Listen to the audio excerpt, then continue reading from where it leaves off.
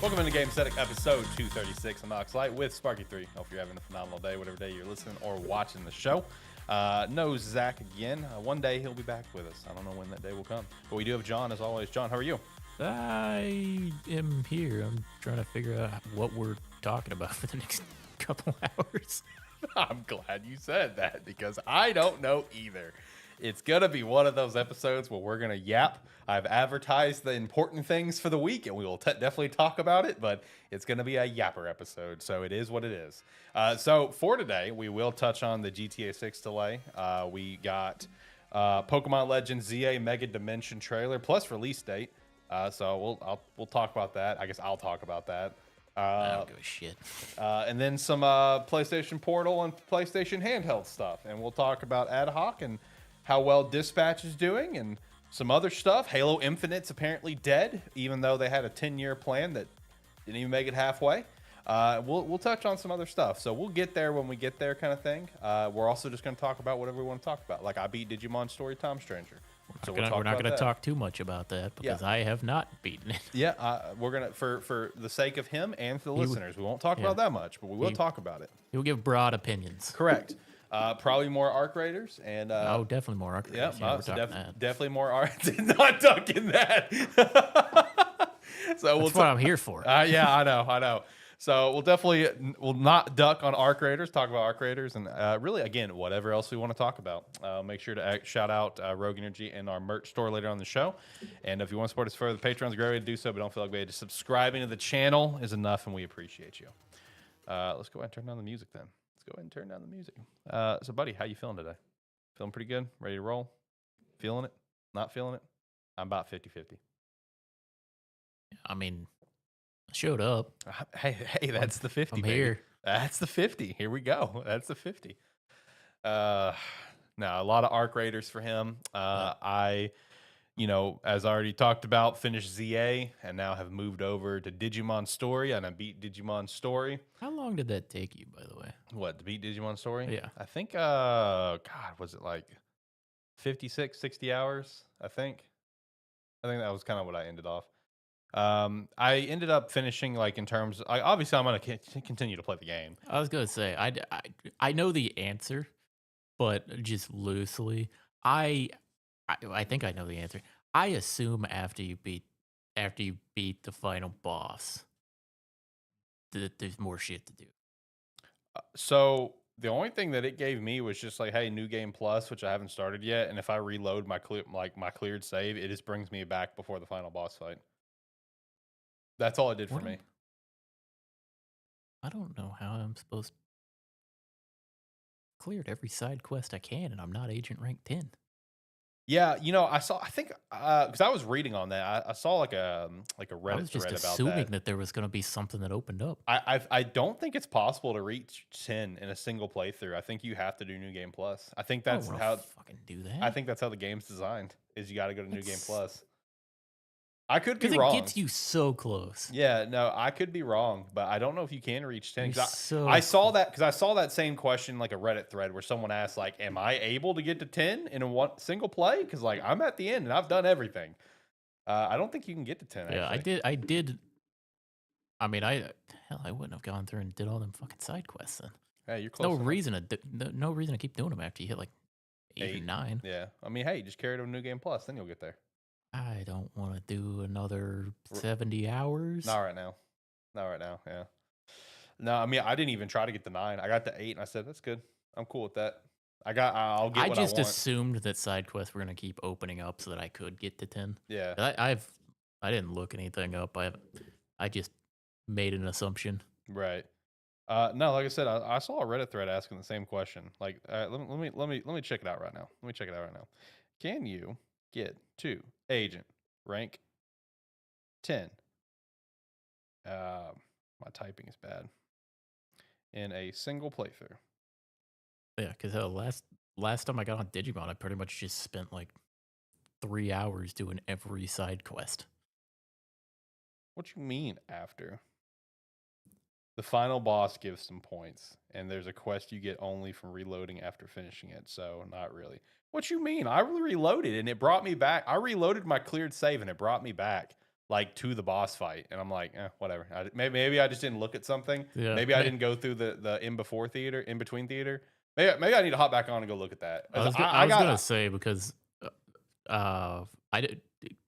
Did you do many side quests, or did you like? Oh, you stopped doing them. You said. Yeah, I grinded them out obviously so I could get to 8. Because there's a lot of the side quests that like don't get unlocked until a certain point. Well, it's not that they don't get unlocked; they don't complete.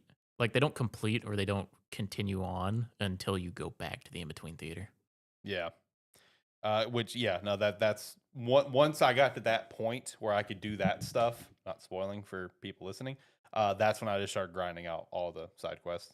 But yeah, no, according to these people, you can collect exactly enough points to reach rank 10, but it's only after you beat the final boss of the story. So I guess I need to go. I guess I need to go look at the in between theater on that cleared save because I just saw where I was. I'm like, oh, never mind. I just left. So I guess I need to go take a look. I may not worry about it too much. Yeah. No, I mean, I got to rank 8. I got what I wanted. Mega pluses. So. Because I was kind of treating it as like once I go do the final boss, credits roll, I'm setting it aside. Yeah, for now. Yeah, no, I feel you, and that's basically what I've done. I may go check just out of my own curiosity, but no, the final boss was really cool though. Very very cinematic. A lot of over the top stuff. Really dope. Really enjoyed it. Kind of lengthy because like the multi steps that it takes from a cinematic perspective, like multiple steps from a cinematic perspective. But it was really cool, man. I really enjoyed it. It was probably one of my favorite boss fights in at least a little while now. Last like year or two. It was really dope. But that's also me being a Digimon fan. You know, I enjoyed my final team that I had. It's very me coded to an extreme aggressive degree. I had my starter. I had Goldramon because I think Goldramon's sick. Which my starter was Patamon. And then I had Yulforce Vidramon, which has always been a staple for these three games because I love the Vidramon line. Susunomon, another staple of mine because I love Digimon Frontiers with a passion. And then I have a very consistent theme going on of my overall favorite Digimon line that exists with Gallantmon Crimson Mode, Medieval Gallantmon, and Megadramon. I love the Guillamon line. I love Guillamon so much. So very biased on that one of having those three together. But yeah, no, enjoyed my final team. Enjoyed the climax of the game. Enjoyed the comedy aspect of the final stretch of the game with a certain reoccurring Digimon, if you catch my drift, that is for no reason at all there. And I loved it. It was great. But yeah, no, overall, man, Digimon Story Time Stranger.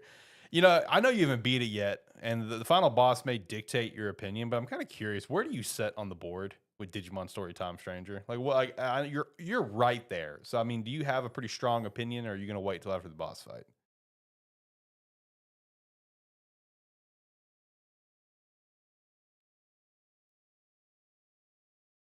For me, it's probably around like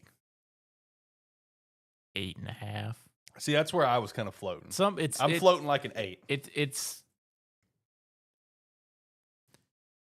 got a lot to do. It's got a lot that's very good about it. Facts. Because like we said, in a lot of ways, this game is like way ahead of where like Cyber Sleuth was, which is the Facts. comparison for this game. But at the same time, in a lot of ways, I prefer Cyber Sleuth. I can understand that because Cyber Sleuth, I don't know if it was because of work at the time, because I was doing overnight travel, stuck in the central Mississippi area for multiple weeks on end, about half a freaking year.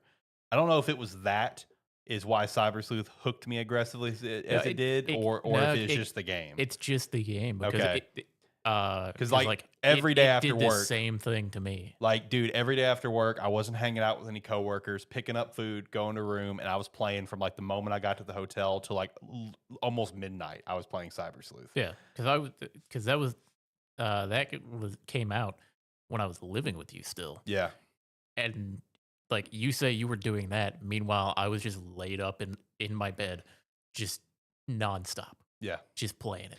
Yeah. No, I mean, Digimon Story Time Stranger obviously had its addictive, grasp, but I don't know. It fell off for me. Like the game is great. Yeah. I love a lot of the stuff that they did with the Yep. game. I don't know that it knocks Cyber Sleuth off though. Yeah. As your favorite Digimon game. I don't know that it can knock it off. Does it knock off Survive as your second favorite by chance? Because I think Survive's your second favorite, isn't it? Yeah. Yeah. That I'm not sure. Really, you really love Survive. Survive is a different type of game. True. As far as like traditional games, I would say Time Stranger is up there as my second. Okay. Because I don't necessarily classify Survive in the same category. Right. But yeah, like Survive, amazing game. Mm-hmm. But yeah, I think Cyber Sleuth is still peak. Yeah, I still think it is too. I enjoyed the story. I don't know what it is about Cyber Sleuth, but man, it just grabs you. It's just so fun. I really don't know what it is about it because like Time Stranger has so many nice quality of life Time Stranger stuff, is way more cinematic, a lot more Yeah. quality of life Yeah. stuff. I think what the thing is Cyber Sleuth is more gamified. Mhm. It's like this Time Stranger is more trying to appeal to everyone. It's trying to appeal to everyone. It's trying to give you more story, more cinematic Mhm. stuff happening. Cyber Sleuth is just a game. Yeah. It's like there's stuff happening. They have a loose story. They're pushing you along. But at the end of the day, Cyber Sleuth is just it's there to be a game, and it knows how to do it. Right. Right. Do you think if Time Stranger's story was just cut down a little bit, your opinion might be a little bit different? Because I definitely felt that drag point of like, oh man, this is going on a while. I'm almost done, It but I drug was still enjoying it. Like I never didn't enjoy my time like I did with Pokemon Legends EA. Yeah, no, it could have been cut back a little bit. Uh, Part of the thing is too, it's like I don't traversing a lot of those maps suck. Oh yeah, no, for sure. The traversal, They added Digimon Ride, and it didn't really feel like it. Oh because it's the same speed. yeah, it didn't like for some of them. Yeah, no, for some of them it's even slower. Yeah, for some of them it's the same speed, some of them it's slower. It's just a thing to take cool screenshots with. Yeah, it's just a cool thing. That's it. It's nothing more. Like Yeah, I feel like if they would have like kind of dialed into Digimon Ride a little bit more, maybe the traversing would have been a lot cooler. I don't know. yeah, but it's like traverse because that's that thing. You have to revisit a lot of locations, Yeah. and revisiting them is just as tedious as the first time. Yeah, no, 100%. Uh, I felt that with the side mission grind I was doing. I oh, felt that aggressively. oh yeah, no, Like when I'm plowing through like 15 side missions straight, I'm like, God bless, I don't want to go back here. yeah. I had a couple like that because, like I said, I've done all of them, Yeah, and man, they some of them are not the most fun. right. It's one where the nice thing is a lot of the side quests are still fast, Hmm. or it's like Very quick sometimes, yeah. yeah, it's like the side quest didn't for how many they're gonna make you do could have been a little more fun, or a little bit more to them. Uh, but yeah, overall, I don't think the final boss fight is gonna sway me. It's not. It can't be good enough to sway it to higher than an 8. I for me, 8 is my like final score personally. That's why I was just kind of curious because like the final boss is super sick. I enjoyed everything about the final boss, all of the cinematic build up, all the cinematics they went into it. I thought it was all super cool. Felt like I was watching a Digimon movie or playing a Digimon movie, and that's dope. But it still like landed at an 8 for me. This is a very good game that came out this year. Yeah, I very much enjoyed this. it is a very good game.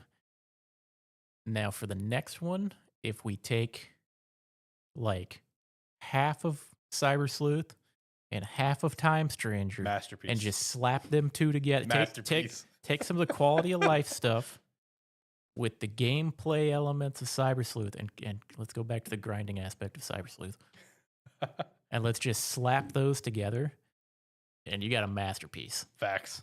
Big facts. Yeah, I was thinking about that. I was like, man, I wonder what direction they would even go for another story game. Because obviously this one has been a success for them. So I feel like there will be another, obviously.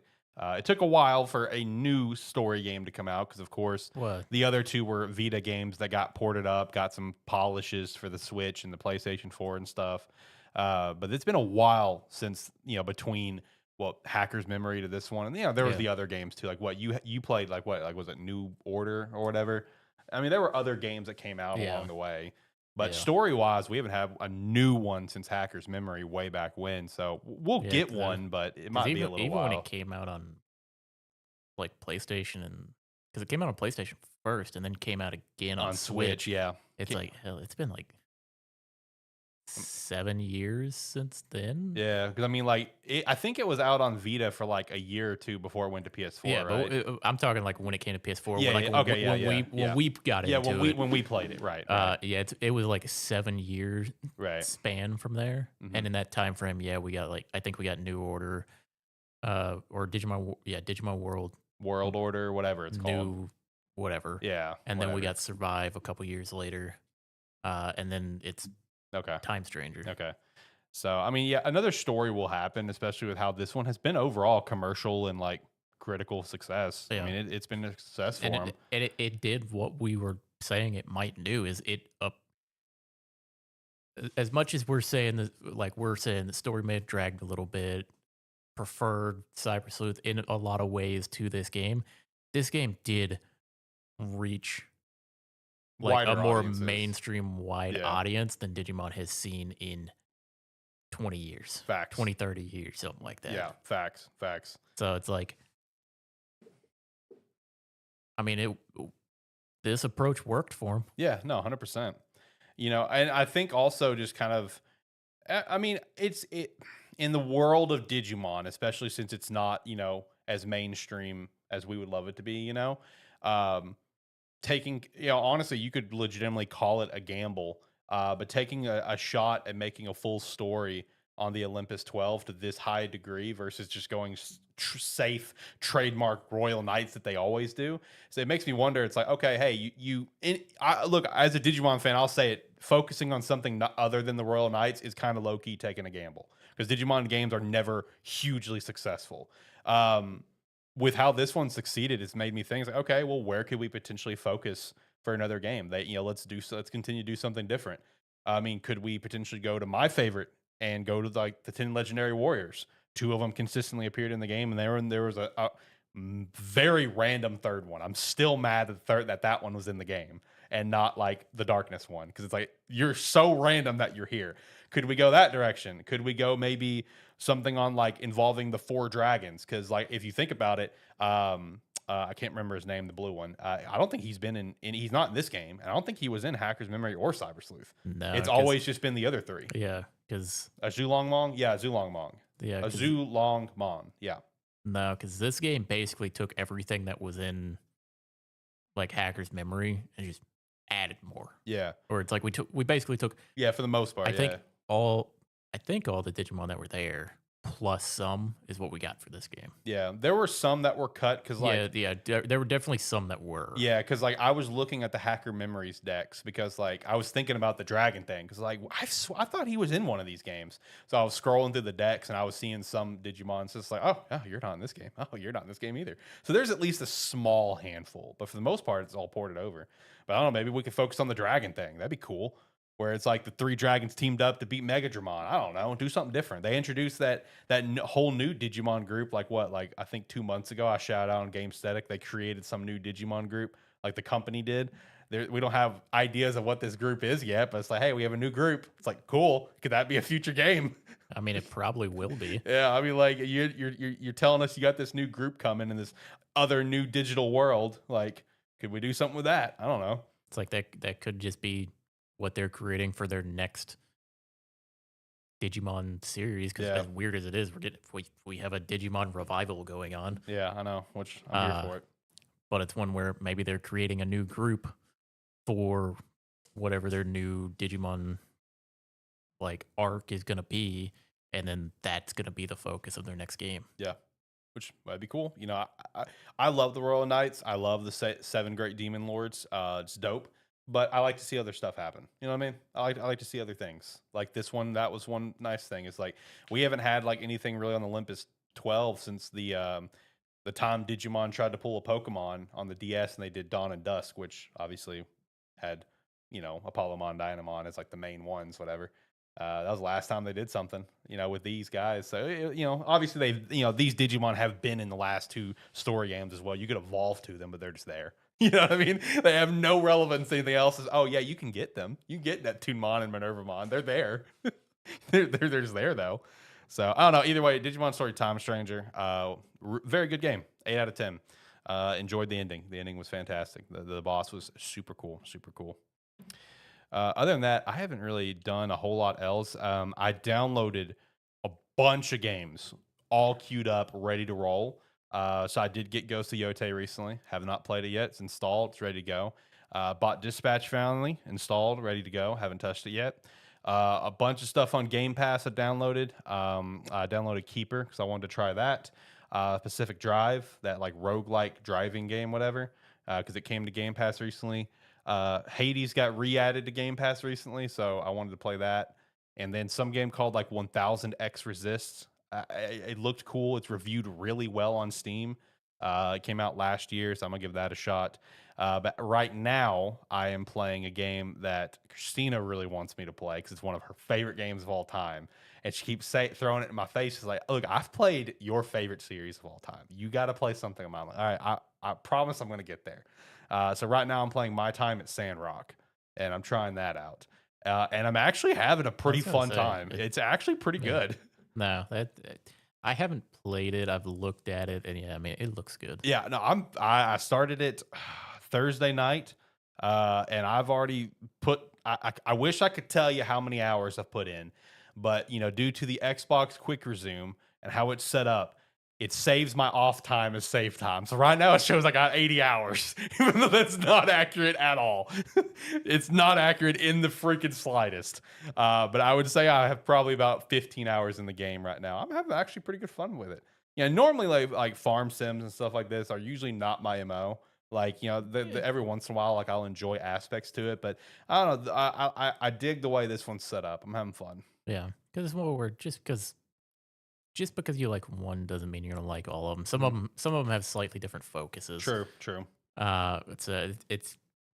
It's one where I like the genre. Yeah, I don't play a ton of them just because I pick and choose the ones that I know I'm gonna like. right. Uh, no, I'm trying to queue up some stuff to play too. Mhm. I'm just trying to figure out when, because like Ghost of Yote, I have it downloaded. I have it ready to go. It's just one where I want the time to dedicate to it, Yeah, where I'm not gonna like hop on it, hop off an hour later, hop on it, right. hop off like 30 minutes later, and just kind of lose track of what I'm doing. Yeah, yeah. I want to find like a time where I can actually sit down and play it.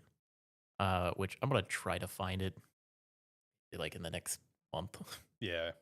Uh, but other than that, it's like I'm playing. It's like I've got Arc Raiders going. Uh, try to get some time in on Fellowship too, but it's one we're all in on Arc Raiders right now. Right. Like I said last week, didn't expect to enjoy Arc Raiders as much as I am. Uh, but then it's like when I clear up some time, like tomorrow, I might sit down and play Dispatch. I was thinking about hopping on Dispatch tomorrow too.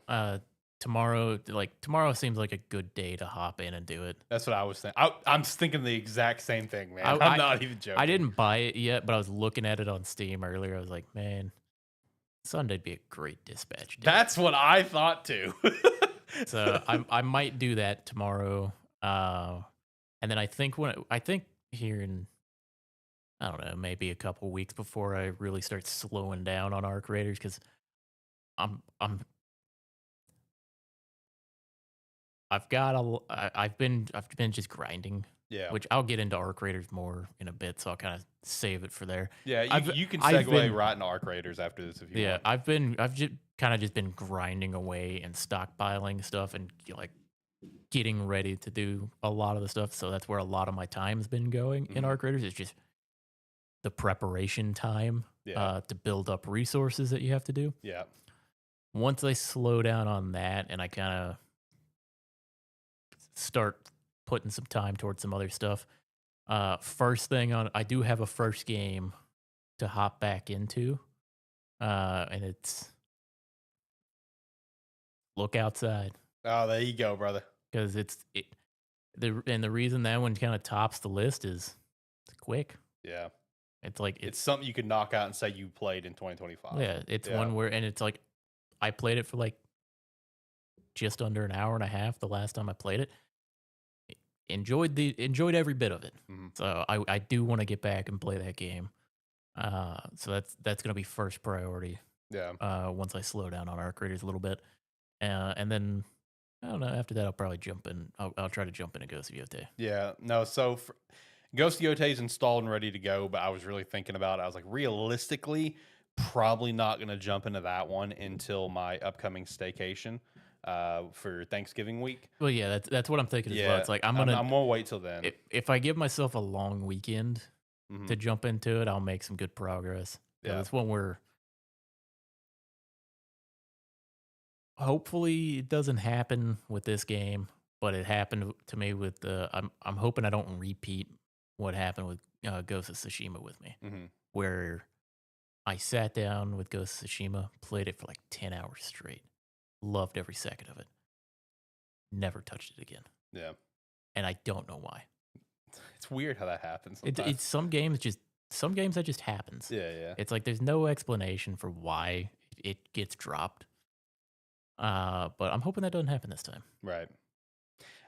I can understand where you're coming from. So I beat Ghost of Tsushima, but it definitely was not in one consecutive play session. I played it for like 10 to 15 hours, had a great time, dropped it, and did not touch that thing again for like a year straight. And then it was like, oh yeah, I should probably go finish that. Got back on and played it all the way to the end and had a great time. And it's just like, why did I drop it for?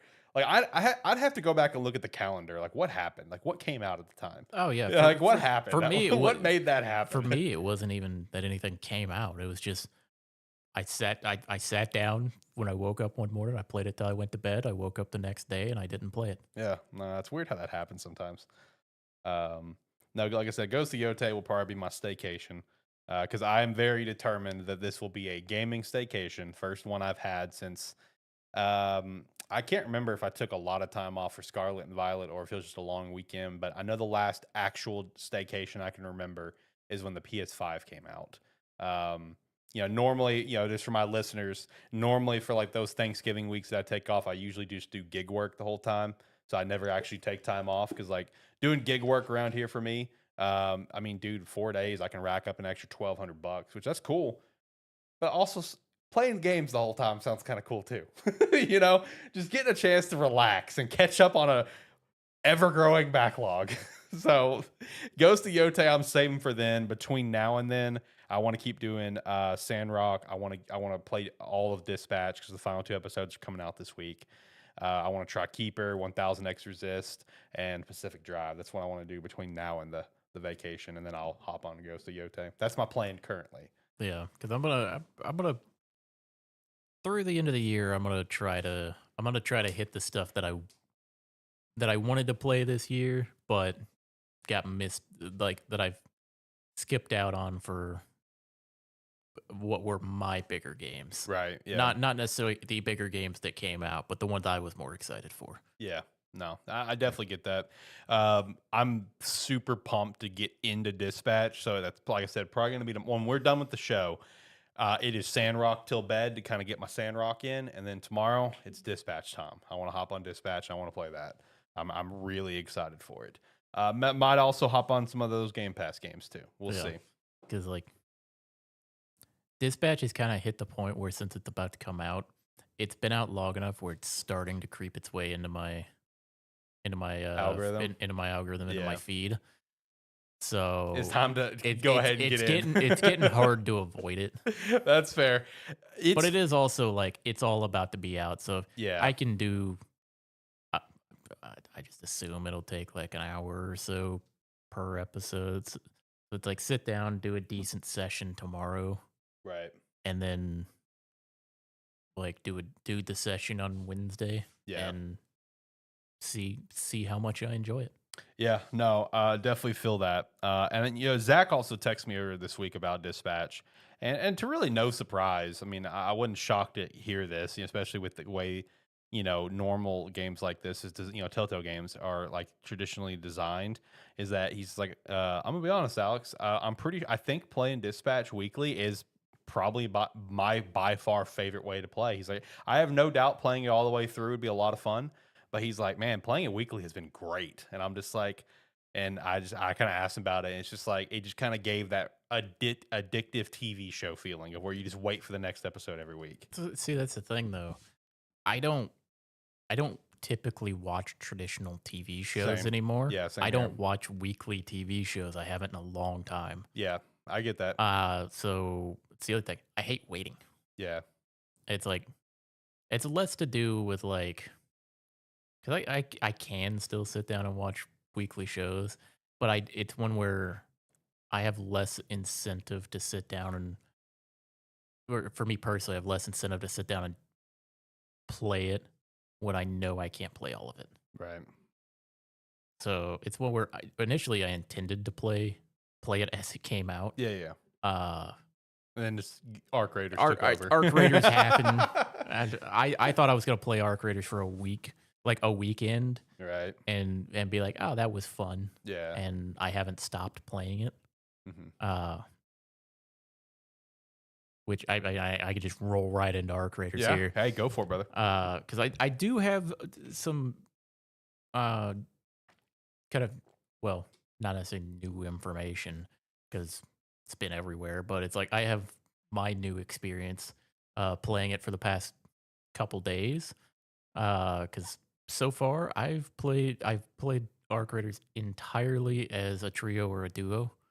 I've spent the past couple days playing solo because the my buddy that I would have been playing with uh, was going out of town for the weekend, so I've been playing it solo for the most part. I played a couple hours duo with another buddy who is played with us like the first day, and then he went on his path of exile for like a week or so, Yeah, yeah. hitting it hard, which I planned on doing, but again, Arc Raiders. Took over the world. So yeah, I've been playing it solo. It's a different game. Different game. It's a different game. Good way or bad way? So let's put it this way: when you play, if you queue up solo, you go onto a map with only solo queued players. Okay. If you queue up as 2, you go into priority 2, but if they need to fill 3. So it's commonly understood that if you go into a duo or a trios raid, shoot on sight. You see people, you shoot people.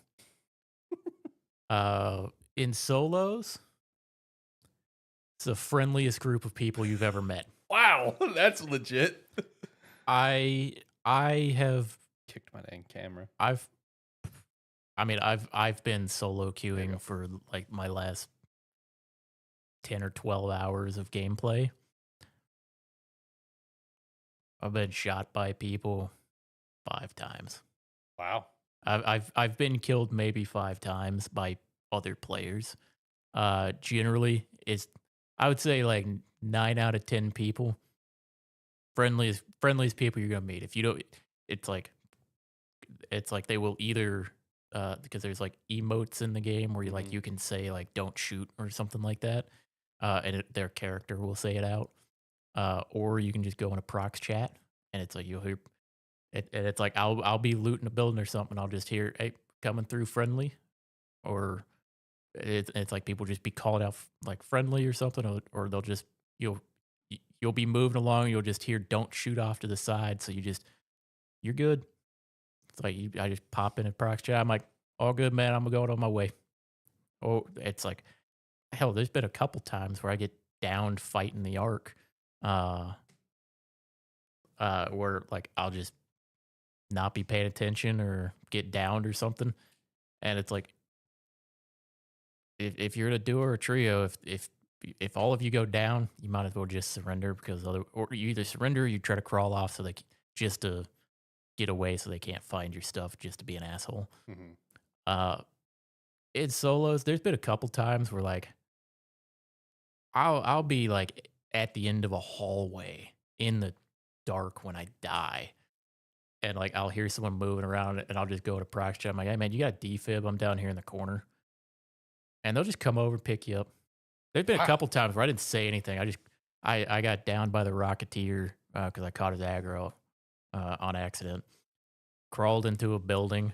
Dude was in there, looked over, saw me, came over, defibbed me, got me back up, and it's like I just rolled with him for the rest of the run.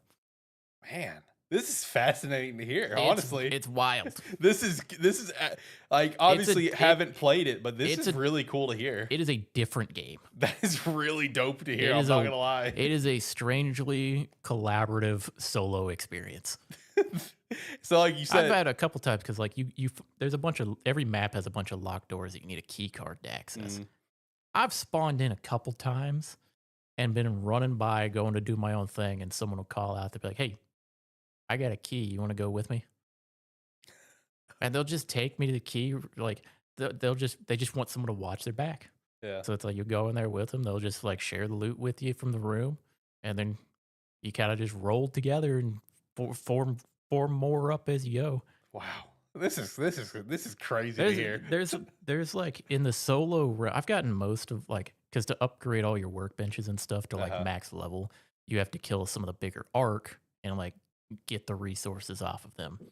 Gotten all of my Bastion kills in solo lobbies where like I'll just be in a building, see a Bastion, shoot it, and then and it's like, and then everybody just comes out of the woodworks, peeking out of windows or off rooftops. Everybody just shoots in, helps you kill it, and then a couple of them will come down like, "Hey man, you mind if I grab some stuff?" It's the strangest experience. This is crazy to me. I obviously haven't played it, have not played I go into games like this in a while, but like for the ones I have played in the past, this is a foreign freaking world to me. let's put it this way: I go into duos and trios. I am ruthless. Ruthless aggression. I am. Me and my buddy were playing the other night, and like we were running kind of spread apart on Buried City, running along the rooftops, and we see a trio, and they all start popping shots at him. He's up hidden. He can't really help me much because he doesn't have a line of sight. I'm standing off. They split off, so I got one guy to one side, two people over here. I'm in a long range gunfight against three people, and I'm winning. And then, like, it's the weirdest experience because you see movement, and if it's not an arc, you shoot, or you wait for the opportunity and then you shoot. Yeah. In solo, you just shoot the arc.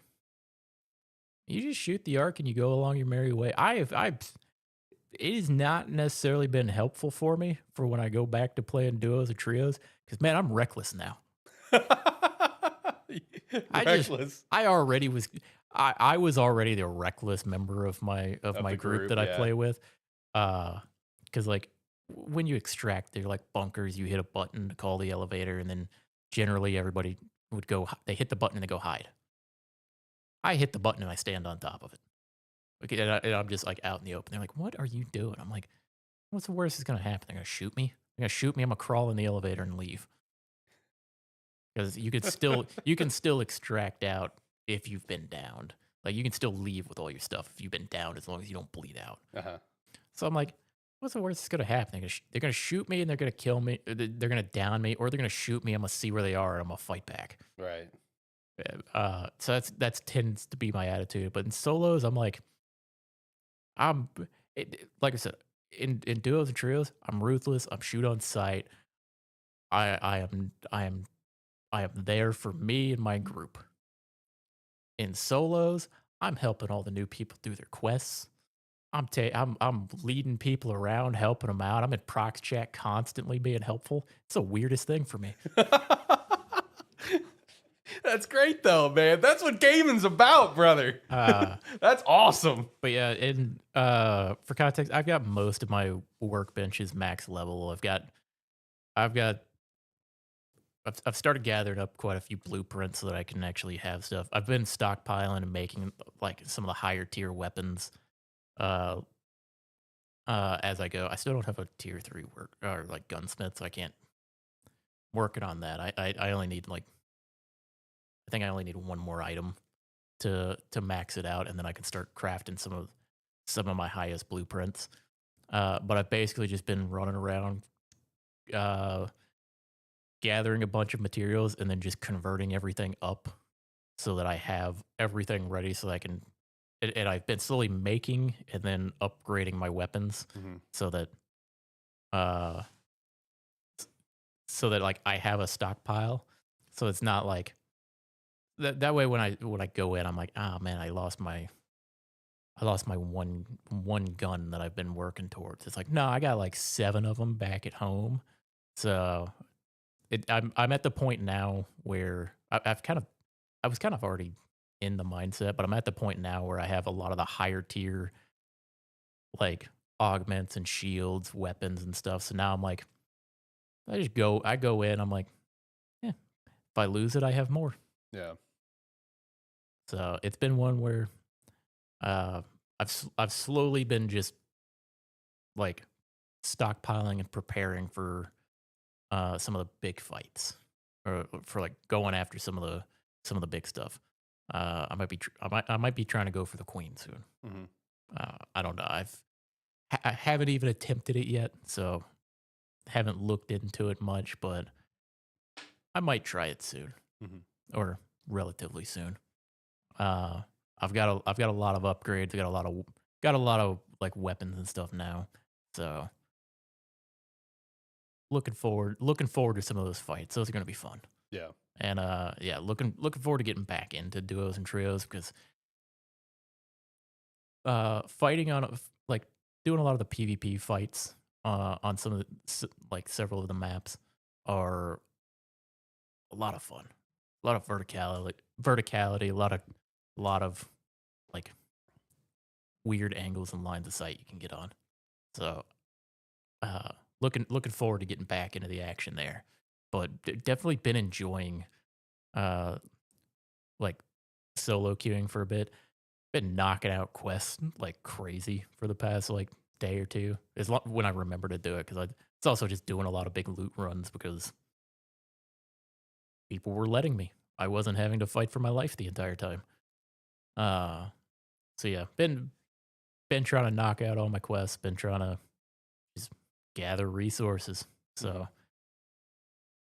definitely still having a lot of fun with it. Still very addicted to it.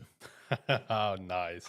Man, I love hearing about how different the solo queue is. That's Yeah. awesome. I mean, they've already got like a pretty beefy roadmap just for this year. Mhm. Like we got updates coming in November. We got updates coming in December with like new terrain. I think some new enemies. Uh, so yeah, a lot of they hit the ground running with planned updates. So they're gonna be doing a lot over the next couple months Nice. to try to keep it fresh. Man, honestly, because I was thinking about this earlier too, mostly because of stuff we were talking about with the Gamesthetic Awards that we're working on. Shout out to that, by the way. Man, just honestly, shout out to Embark. I mean, first two games they've ever done have both like come out and have had some form of success to great success. Because the finals was fine, you're right. It had its run with really solid success, and then it just stayed like Yeah, solid. it had It had stayed its solid. consistent players. Yeah, it had and now you have Arc Raiders, which is like doing more than the finals ever did. So I Yeah. mean, shout out to Embark, man. Talk Yeah. about like 2 'Cause- games back to back, debut games, and you're killing it. yeah, 'cause that was It's just- like it's one of those things that's when you see a studio like Embark that has 2 games come out like this and are doing well, it just makes you just take a step back and realize that okay, a studio like this, they're the ones who truly like understand what their players want for these type of games. You know what I mean? To have games like both of these to be like successful as they've been, especially Arc Raiders, like you have a game that was like, let's just say overall successful with the finals, and then Arc Raiders being extremely successful. So it's just cool to see that like it feels like Embark really understands what their players want. You know what I mean? yeah. And granted, we're only like a little over a week out since release. Yeah. But it is one where it's like last weekend it peaked somewhere around like 300,000 players. Mm. It peaked earlier today at 416,000.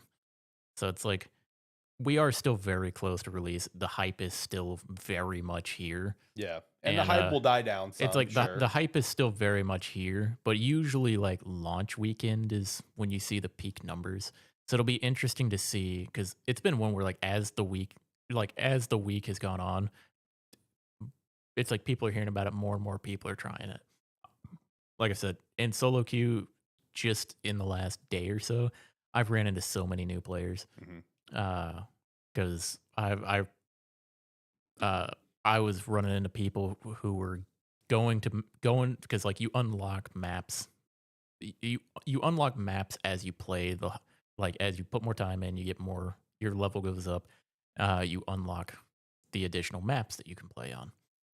And there were several times where I'd be on maps and I'd run into somebody in the solo queue who didn't know how to extract on the map. So like I was helping people through it, like leading them to them. Like I ran into a guy on Buried City who was like, "Dude, I've been trying to figure out how to get out of this place." I was like, "Is this your first time here?" He's like, "Yeah." I'm like, "You trying to extract?" He's like, "Yeah." I'm like, "Follow me." Nice. I'm like, on this map, you have to. It's like everything's underground. You have to find the entrance is down and call the subway, Mhm. and then you can leave. So it's like been running around trying to help people do that when I can, because you know it's it's nice. I've had people unintentionally help me who just happened to be doing the same quest I was doing and was ziplining around. Mhm. Who just made my life easier because I got there right after them. Uh, so it just saved me some time on some of these. But again, a lot of people are very helpful. Granted, if you go into solo, if you do get arc raiders, or if you are playing arc raiders and go into solo for the first couple times, don't get disheartened if you find that one guy for the first few raids you do, and you constantly run into like the one or two guys who are running around not wanting to be friendly with anybody. It does happen still. It does very much still happen. Uh, Just not but as often. just keep trying it. Yeah. You'll find your lobbies. You'll Yeah. find your lobbies where everybody's as nice as can be. Right. Man, shout out. How crazy is that, man? Shout out to Arc Raiders. I'd Shout out been- to Solo Queue. I love it. I had been hearing about it. I didn't, but I hadn't played solo, and my few experiences playing solo, because I was telling my buddy about it earlier, and he goes, "Dude, that is not my experience in solo so far." But he was like me; he'd only done it like maybe 4 or 5 times. Mhm. He's like, "I get killed every time." I was like, "Weirdest thing. It was happening to me too." And then it didn't. Then it didn't. It's like I was dying constantly. Yeah. And then all of a sudden I found all the nice people. Right. And then it was a grand old time. Mhm. But yeah, Arc Raiders is doing great right now. Like I said, they've got a lot of content planned out for the next several months. And it'll be really interesting to see how this game grows. Mhm. Because that's going to be the big thing, is where do we go from here, really, is what it's all going to be about. Right. And I mean, to be fair, for what we have right now, I don't know how it is for people who are playing the game nonstop. But it's like, for me, playing it a couple hours every night and then on the weekends hitting it pretty hard, there's still so much shit for me to do. There's so much for me to do. It's like I'm enjoying the game enough to where, you know how I mentioned before, where it was like optional, instead of doing like traditional seasonal wipes right now, they're testing out this what they have is like expeditions, where you start once you hit a certain level, you unlock the ability to do an expedition. It's basically you spend a couple weeks committing. Basically, you go gather a bunch of resources and then give it away to the city. Essentially, you gather a bunch of resources, commit it to them, and then it's like the resources just they get. It's like they go up in tier, I guess, every time you do it. I'm only on the second step right now. I had no intentions of ever doing it. I'm having a blast right now playing the game. I'm actually working on the expedition stuff, because essentially what it is if you complete the expedition once, because I don't think it's open yet, but once they have a time frame where you have that period, and then you can do the expedition. Essentially, you retire that character, make another character, you start from scratch, except you keep some stuff. They have it in the game. They have a thing where it tells you what you keep and what you lose, and then you get like bonuses for that second character. Not like you get like inventory space, faster XP gain, stuff like that. Not like beneficial, like in raid bonuses necessarily. It's basically just like account bonuses. For that character. Had no intentions of doing that, because part of the appeal was not having to wipe. But I'm having such a great time. I'm working towards it. Mhm. So who knows? They open up Expedition and I get it all done. I may wipe my character and start over. Right. Get back on the grind. It's like that's how much fun I'm having with it. Nice. Like I said, part of the appeal of the game was not having to do that, and here I am engaging with it. Mhm. So I don't know. Great game. Great game. Hey, shout out to our creators, man. Absolutely taking over the world. Love that the solo queue is the way that it is. Keep it up, everyone. That's great gaming right there. That's great gaming community. Yeah, it's like just for context, game's been out for like 8 or 9 days. I think I'm at like 41 hours right now, Mhm. and that's none of that is just AFK time. That is all loading up and jumping in. Right. Nice. Nice. Which for me, 40 hours in like a week time frame, it's a lot of playing. That is a lot of time. Yes. Especially when you factor in work and Yeah, because that's like yeah, that's with work and everything else that I have going on. true. True. Man, shout out, man. Shout out to our creators taking over the world right now. Love to see it. Love to see the success, and excited to see where it continues to be a success. That's the big thing. Well, what the roadmap's going to fully look like and how it's going to play out. So, let me shout out some stuff because we already forgot to do it. Honestly, I'll probably go ahead and just shout out both back to back so we can just keep on rolling. I think that's what we'll do. Let's shout out some Rogue Energy. Use the referral link down below, promo code Sparky3 to get 10% off your order. Doesn't matter if you're picking up hydration, chill, or the energy cans or tubs.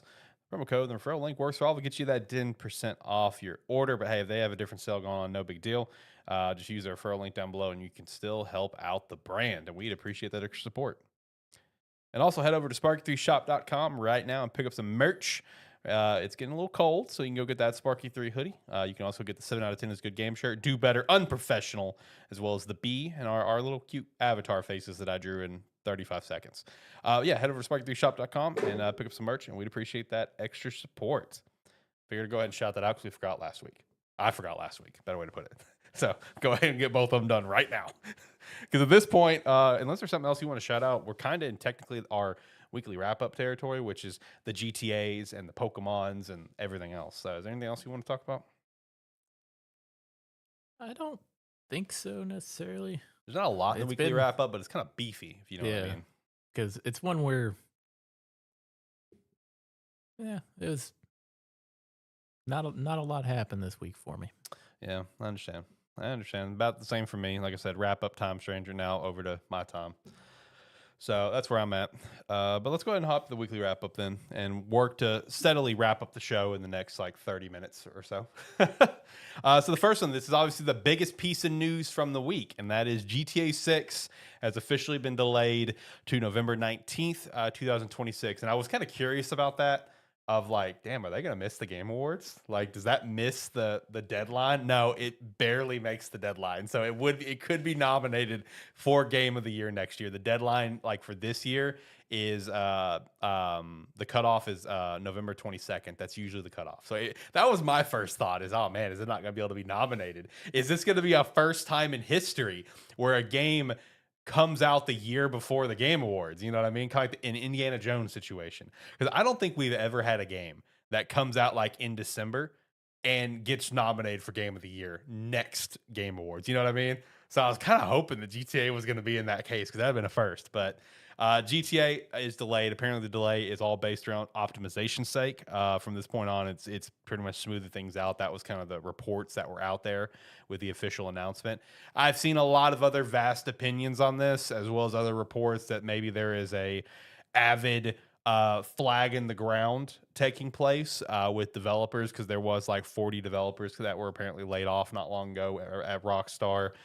There were developers that were trying to get unionized and stuff like that. So I did see some reports that there could be some like flags in the ground. While I do agree that could potentially really be the case, because obviously in the gaming industry and voice acting or development, the people in those fields want to try to get in the union. But honestly, also friendly reminder, Red Dead Redemption 2 followed the exact same pattern, where it had its announcement, it had its first release date, which I think was actually like spring, and then it got pushed back to like the next fall. So bar for bar, what Red Dead 2 did is what GTA 6 is doing right now, in terms of like it got a release date, it got delayed from its release date, or its original release window, it got delayed to spring, then it got delayed again. So I think it's just Rockstar just making sure they have a great game coming out. You know what I mean?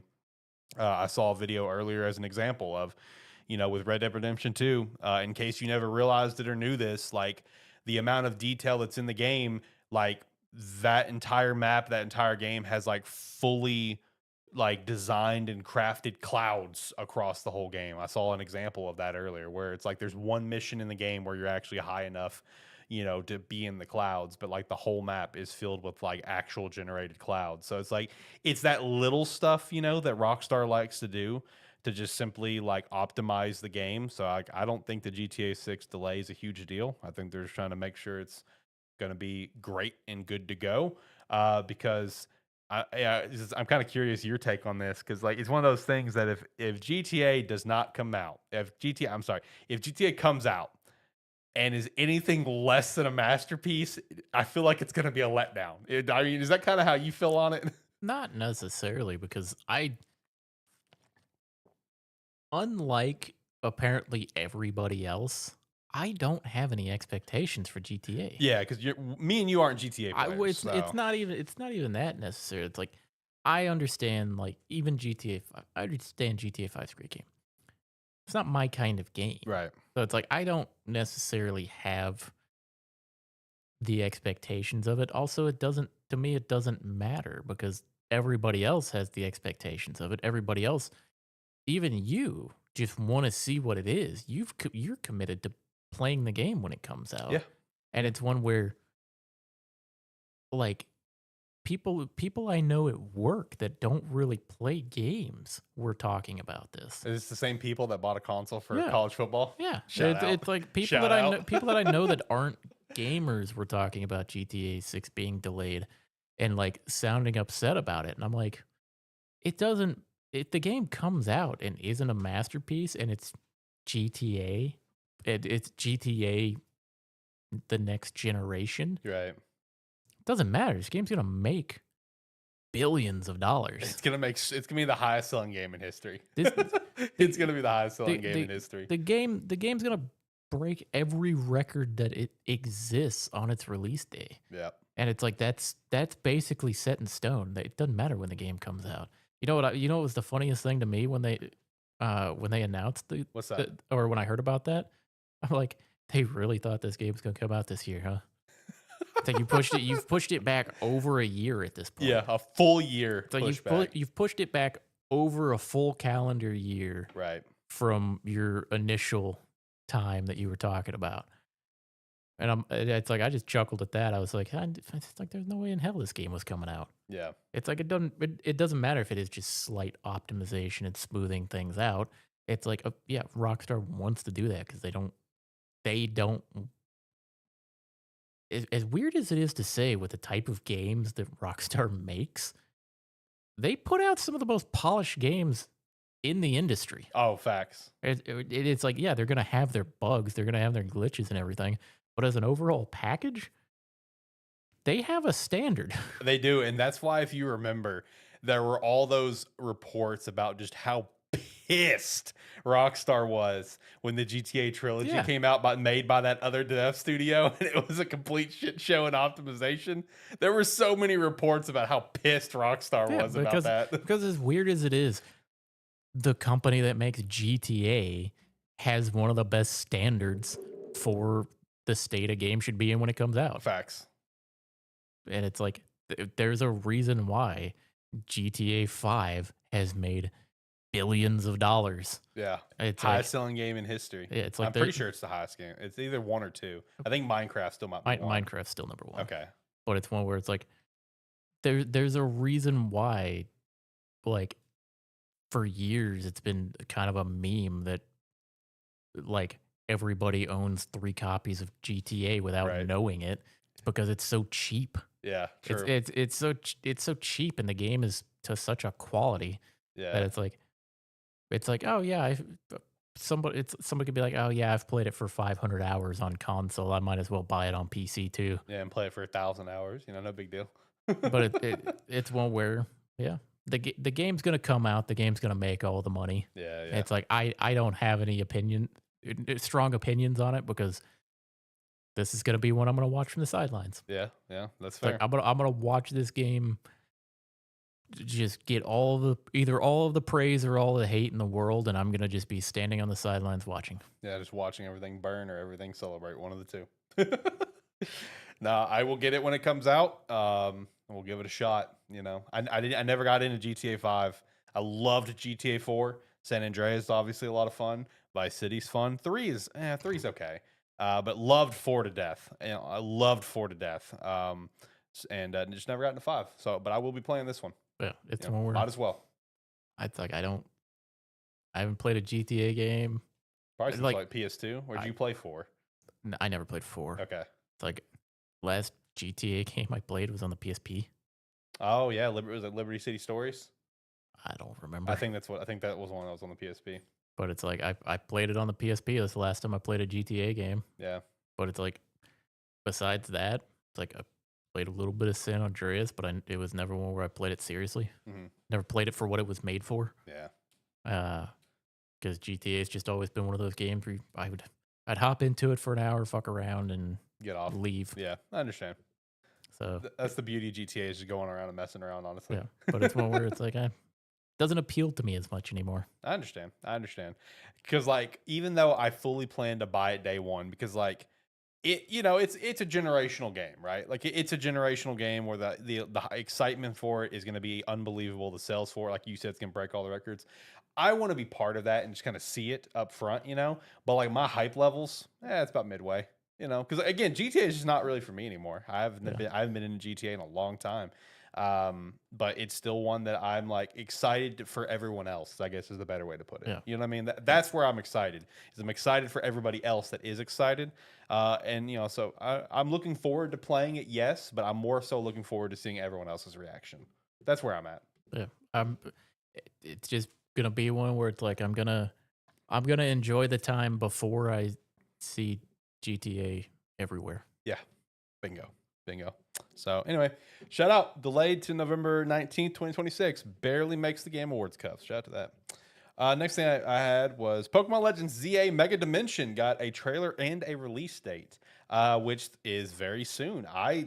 The official like posting for the DLC said that the second part was coming out in February. This is actually dropping next month. December 10th, the DLC is dropping. So that's cool. But honestly, like, this was my thought on it dropping already. I feel like it's dropping already because while, yeah, it's probably ready to go, I feel like it's also because maybe people are now already getting off ZA. That's something I thought of personally. I was like, I wonder if that's what's happening. Because, like, I know for a dang fact, because I was complaining about it, that the DLC said, oh, if you buy it, you get, like, the outfits, whatever, once I actually freaking read it. It's like everything else comes out February 2026. That's what it said in the description of the DLC. So the fact that you're releasing it now, like a month after the game came out, like, I don't know. I mean, that tells me, first off, that tells me that's some scummy shit because it was probably already ready to go all along. And you had this day one DLC, but already launching it, I don't know. I looked at that and like, man, are they doing it because player numbers are down? Like, it's like, oh, people are already jumping off the game and said, oh, I'm done with this game. I don't want to play it for extensively post game like normal. You know what I mean? Like when I beat Scarlet and Violet, when I beat Sword and Shield, my ass keeps playing. You know what I mean? Like I keep rolling. But this one, yep, I'm good. Yeah, I mean, it's one where it could be that. It could also just be like them look at it and or somebody looking at it going, I know we said February, but did you guys forget about the holidays? Right. So it's one where it's like it may just be a holiday push. True. That's a good point. Because it's like there's been so many mixed reactions to the game. Facts. Where it's like it's not all like overwhelmingly positive like Arceus was. Yeah, but it's one where like if somebody shows up to like a game store looking to buy Pokemon for their kid, and or it's like they're looking to buy something for their kid and they ask about it, and the person there tells them, oh yeah, they might like Pokemon Legends ZA. It just got a DLC that dropped. Yeah. So it's like that could just be a push for that.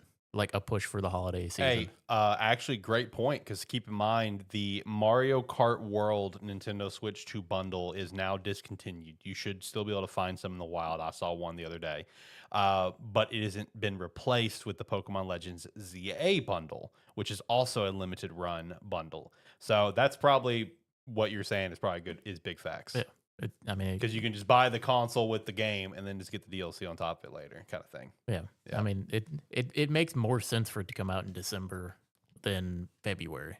It's like that's probably just Nintendo not understanding how DLCs work still. They've only put out a few of them. Facts. They've only put out a few across the board in the grand scheme of gaming, and like just to back up John there, that Nintendo's figuring stuff out as we go. Keep in mind, literally just like this week, we got the first ever Nintendo eShop mobile app. Finally, it was so funny because like 2 weeks ago, Christina asked me about this. It's like, is there a way for me to go look at the eShop on my phone? I was like, yeah, you just gotta look it up like in a browser. They don't have an app. It's Nintendo. They're behind the times. Then like a week later, I saw the app drop. I'm like, oh, look at that. Nintendo's finally caught up to 2025 and have a freaking mobile app for their shop. Their shop interface still sucks. It does. It does. One cool thing about the mobile app though is that once you obviously log in and stuff, and if you link your Nintendo Network ID, which is everything before the Switch, you can't. There is a section on your profile where you can go look at your entire play history, including like single game settings, like when you last played games and stuff. So I got kind of curious, and I did a deep dive on like all the Switch games that I thought would be my highest play sessions, like Three Houses, Arceus, Scarlet Violet, Sword and Shield, and Breath of the Wild, Tears of the Kingdom. Breath of the Wild was in first place there for a minute. It was at first place at a 14-hour straight play session when the game came out. And then I got to Pokemon Legends Arceus.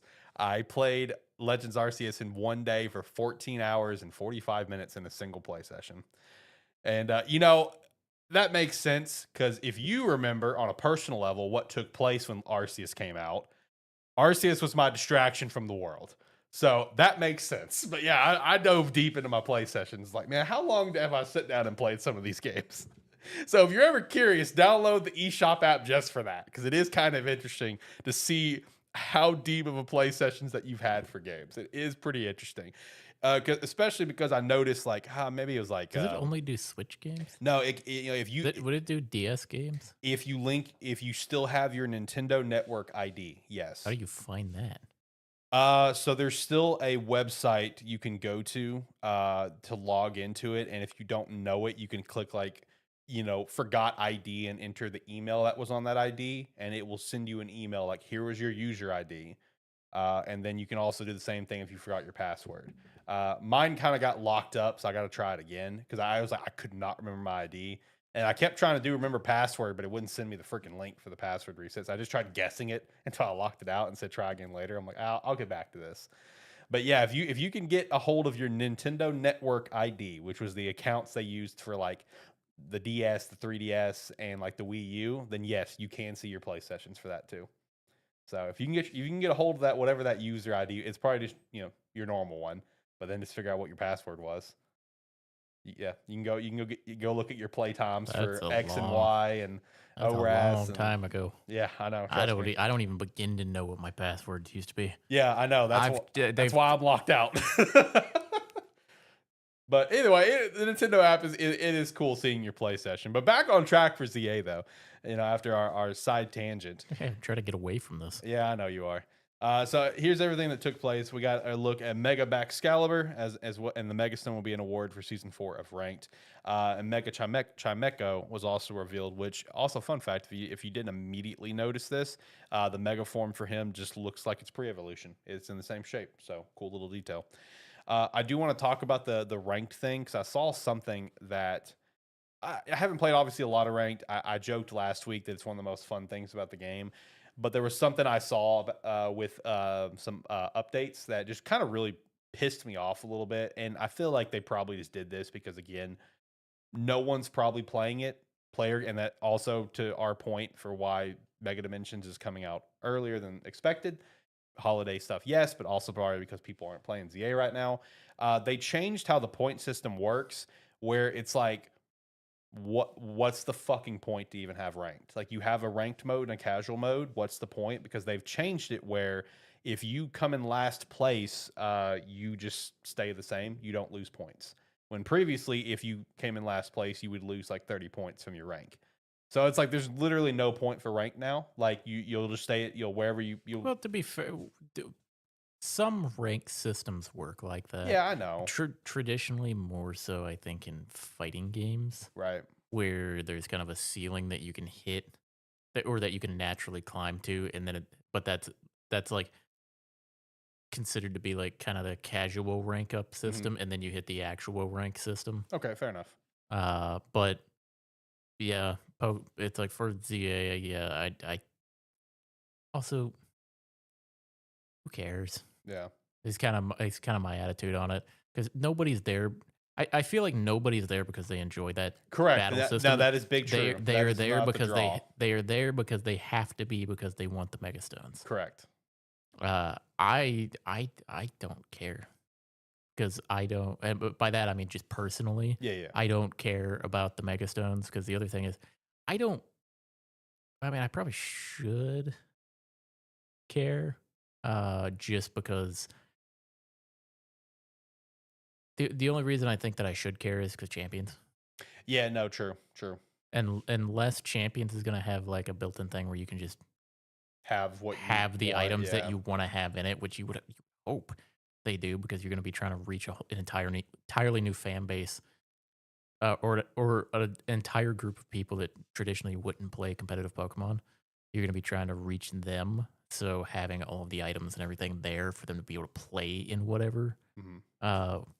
would make sense to have. But it's one where I guess I should care if I wanted to take any Pokemon that I have and actually use my own. Yeah. But I've never been a big competitive Pokemon player. I've Very always just been a casual about it. casual player. Yeah. I enjoy the games for what they are, and I don't worry too much about the competitive side of it. Mhm. It's fun to watch, but I've never dove into it. But it's one where maybe when Champions comes out, I will, or maybe I'll start playing around with it and decide I actually want to. And then I don't know if that happens, then maybe I would want to, go back to my older games, or the ones I haven't played in a couple years, and go grab some of my mons from there and Mhm. transfer them. Right. But Move them up. for now, I'm not too worried about it. Yeah. Maybe I'll wish I did later, but I don't know. I cannot be bothered to open that game up. That's fair. No, I am gonna open the game back up just for a mystery gift, and I'm gonna immediately get back off. Is all I'm gonna do. Because yeah, the mystery gift is for Diancie, the mythical whatever. If you go hit the mystery gift, you can get her Mega Stone, and then that initiates a side quest for you to go catch her. So I don't have one, so I will go claim that mystery gift. So whenever I do get back on for the DLC, because I did buy the DLC already. Then I'll already have that done. But I'm not playing the game right now. I'll hop on there for that Mega Stone, and I'm done. It's like, all right, I got it. I'll catch her later. She's out there for me. Because the other thing is, like, I don't even have Pokemon Home. Mhm. The only thing that makes me kind of want, or like maybe makes me want to get Pokemon Home or something like that, and to like actually transfer some of my older mons around, is it would just be for the shinies I got while I was playing the games. Yeah. That would be the main thing that I would care about. Uh, so it's like maybe I would want to do that, Right. but other than that, I couldn't. I couldn't be bothered for it. Yeah. No, Pokemon Home's pretty legit. I mean, I'm getting on the Pokemon Home mobile app right now. It's just $20 a year. $20 a year is all it is, so it's not that bad. I've got an ungodly amount of Pokemon in here, like shinies and just ones that mean a lot to me or whatever the case is. And I'll move everything up too. I've got an incredible amount of like just legendaries and shinies from like Legends Arceus and stuff from my wife because she wanted to move everything up from her games from the past. So went through the very lengthy process with the still active Pokemon Bank to get them moved up. I did this just like a year ago.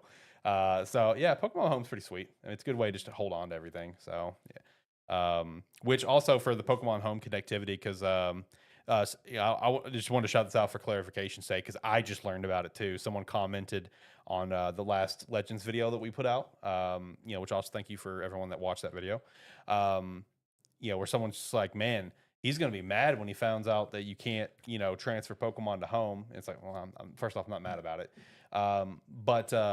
Yeah, because home connectivity is not happening now, but it's happening in 2026. So the way that Pokemon Home connectivity is going to work for ZA is that you can move Pokemon from ZA to Home when it comes, but any Pokemon that come from ZA, they cannot go back to previous games. And any Pokemon you take from Home and put into ZA, they are no longer eligible also to go to previous games. Is the way that it's going to be set up. My personal thought on why it's set up that way is because it's kind of like a cutoff point. While yes, this is a bridge game on the Switch 1 and Switch 2, it is a Switch 2 game as well. So like my mindset is just from like, it's probably just some sort of built-in development sake of how ZA is built, because it is a Switch 2 game as well. You just, it doesn't make sense. Like, it's kind of like how Pokemon Bank was. You can't move back. If you move stuff up from Gen 4 to Gen 5, I can't move it back to Gen 4, back in the day. It's just the same thing. It's just, we're going from one console to another, one generation to another, whatever it is, however you want to describe it. I can't move my home Pokemon back to, Ultra Sun, Ultra Moon, even if I've not touched them outside of Home. You know what I mean? So, I mean, I saw that. I saw some people was like, that's kind of weird. I was like, I think it's just because it's a Switch 2 game as well. Even if it is a bridge game, it's still a Switch 2 game.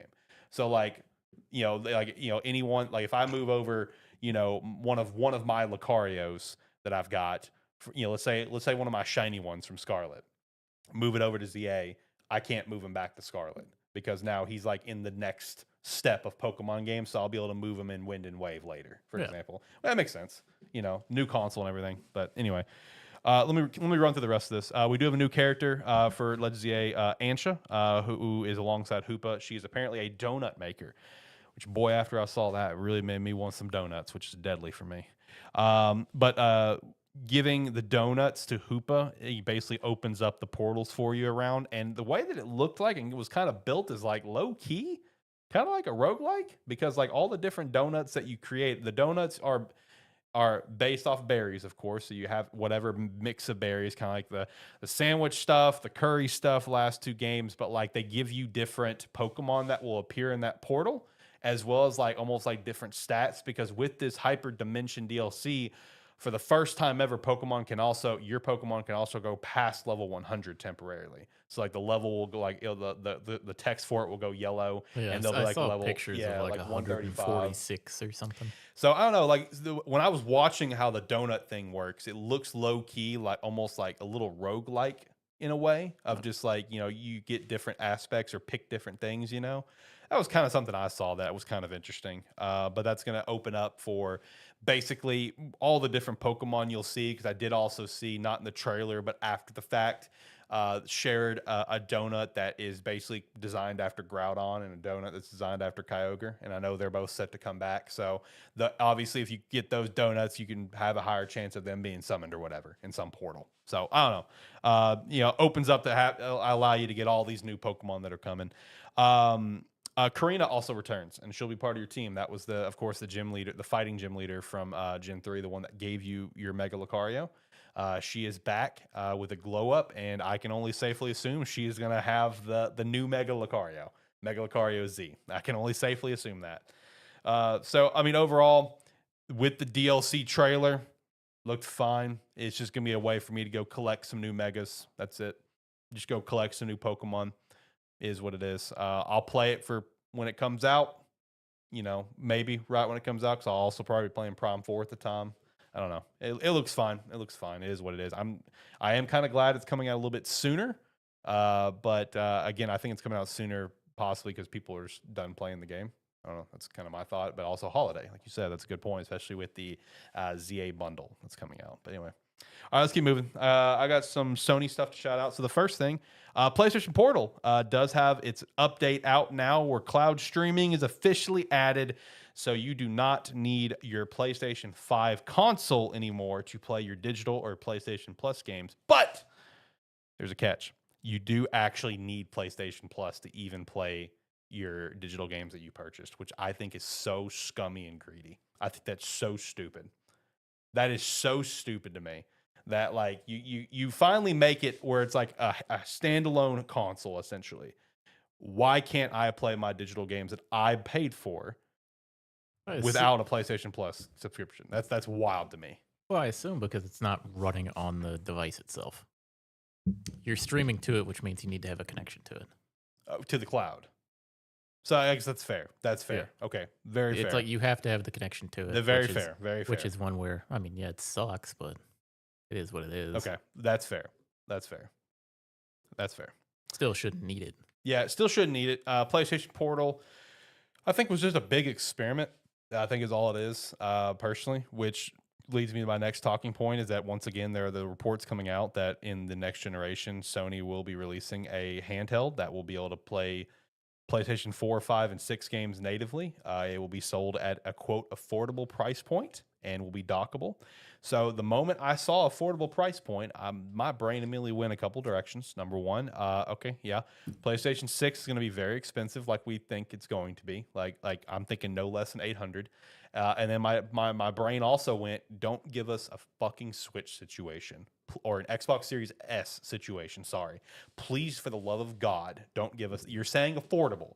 Please, God, don't give us an Xbox Series S situation. Well, I assume it's when they.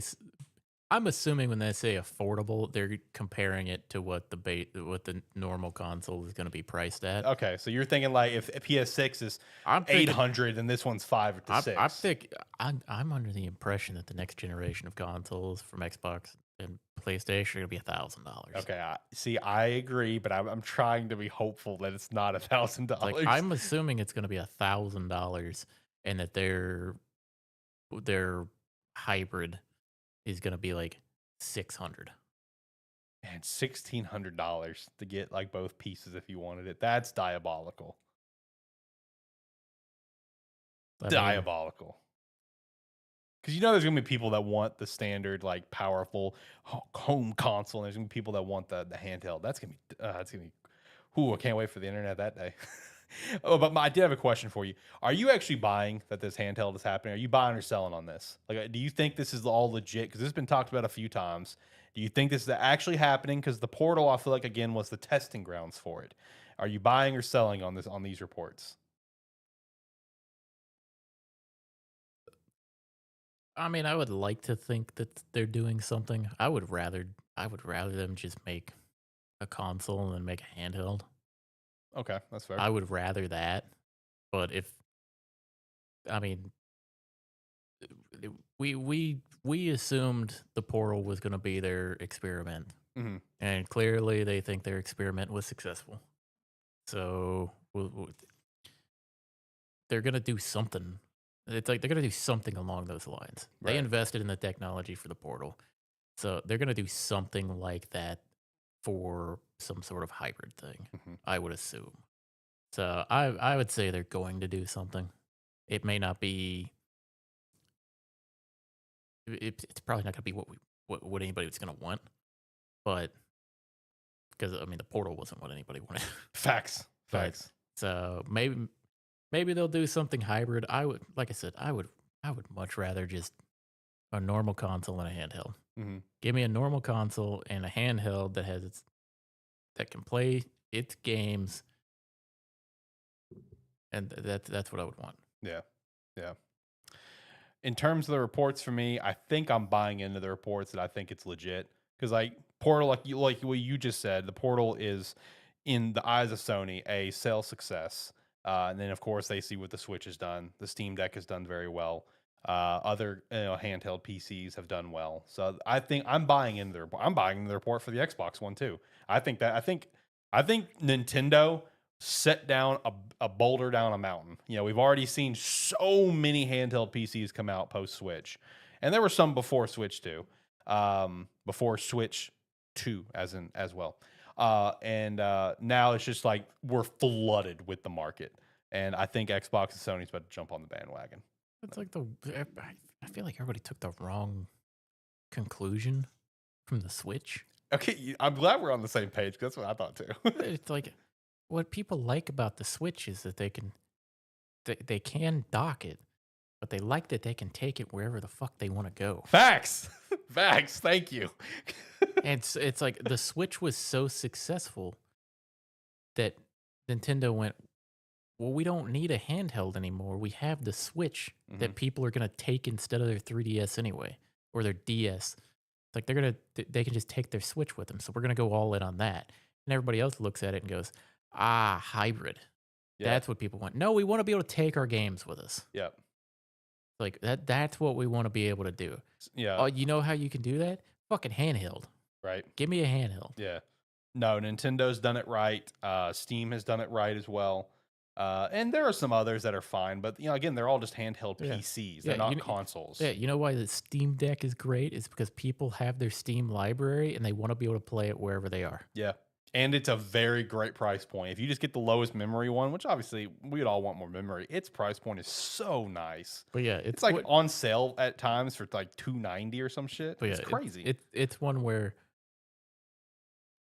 it's weird that all the big companies look at the Switch and go, everybody likes the hybrid version of the console. That's what we need to invest in. It's like, no, we like, and they look at Steam Deck and go, like handheld PC. It's like handheld PC. Yeah, that's what people want. It's like, no, we want play.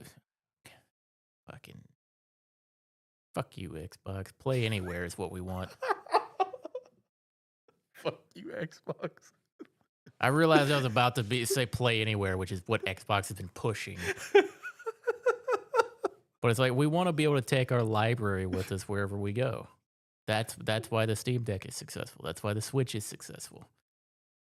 But like, yeah, give me a handheld PlayStation that I can access my library on, or that I can access something to play with it.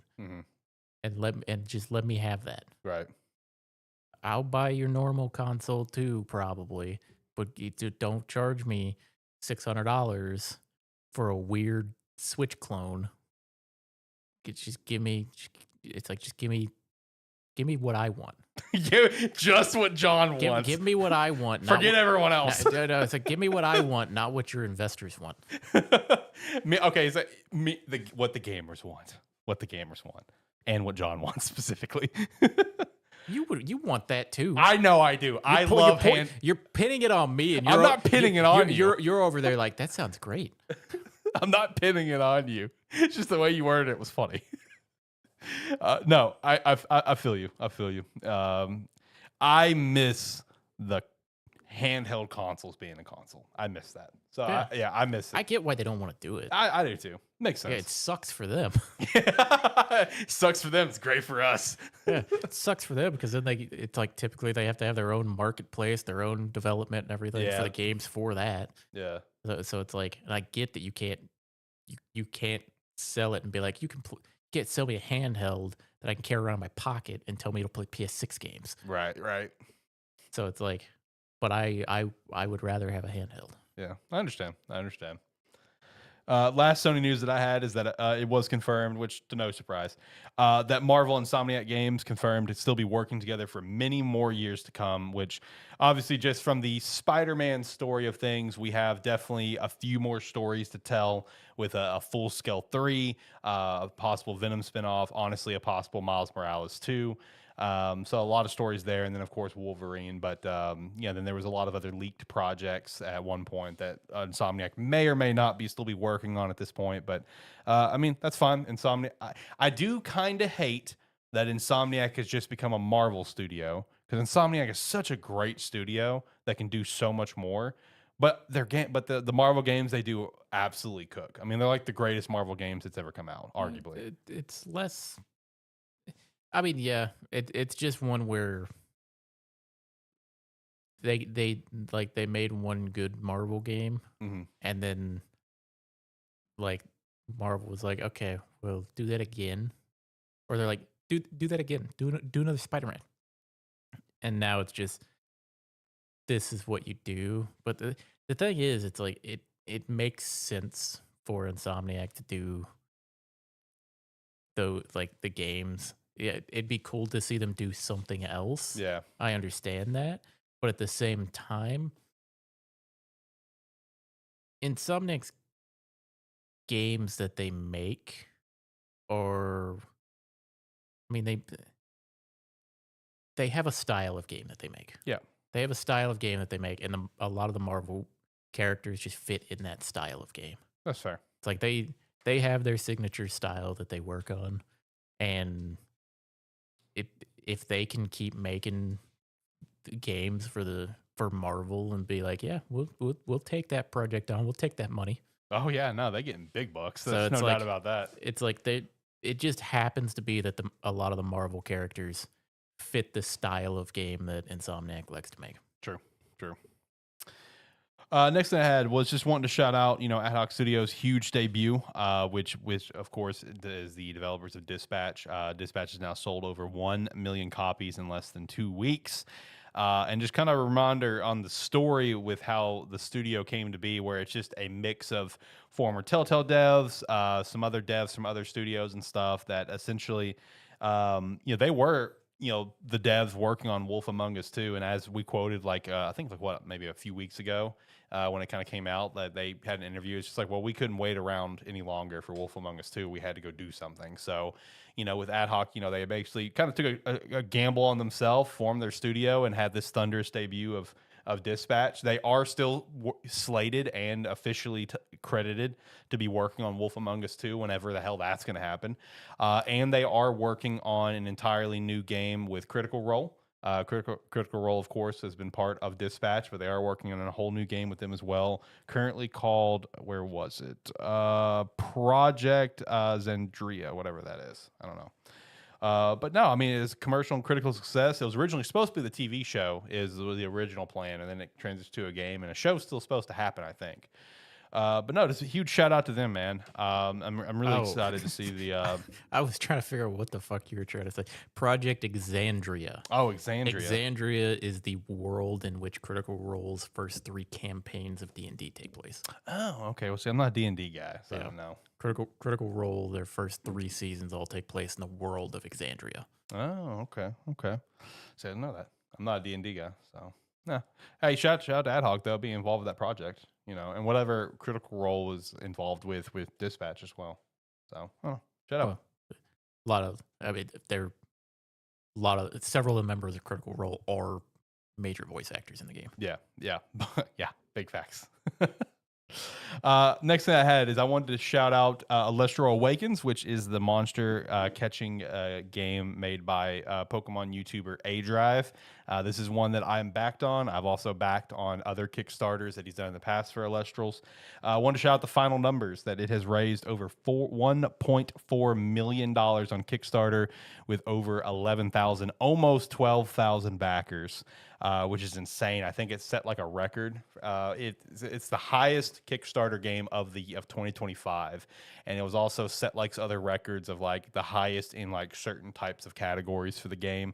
But everything that got unlocked through the Kickstarter is 65 additional Elestrals added to the game. Switch 1 and 2 versions alongside Steam, which was already planned. Permadeath mode, randomizer mode, speedrunner mode, level cap, bond limit, and Stellar mode, which is going to be Stellar is essentially like the shiny Pokemon of Elestrals. And this was not earned via Kickstarter, but they went ahead. A-Drive went ahead and added the Clash Tower, which was a stretch goal out of basically his own pocket. Which, as someone that backed Elestral's card game with the first Kickstarter, doesn't surprise me because the first Kickstarter, if I remember right, I think it had like a $1 goal.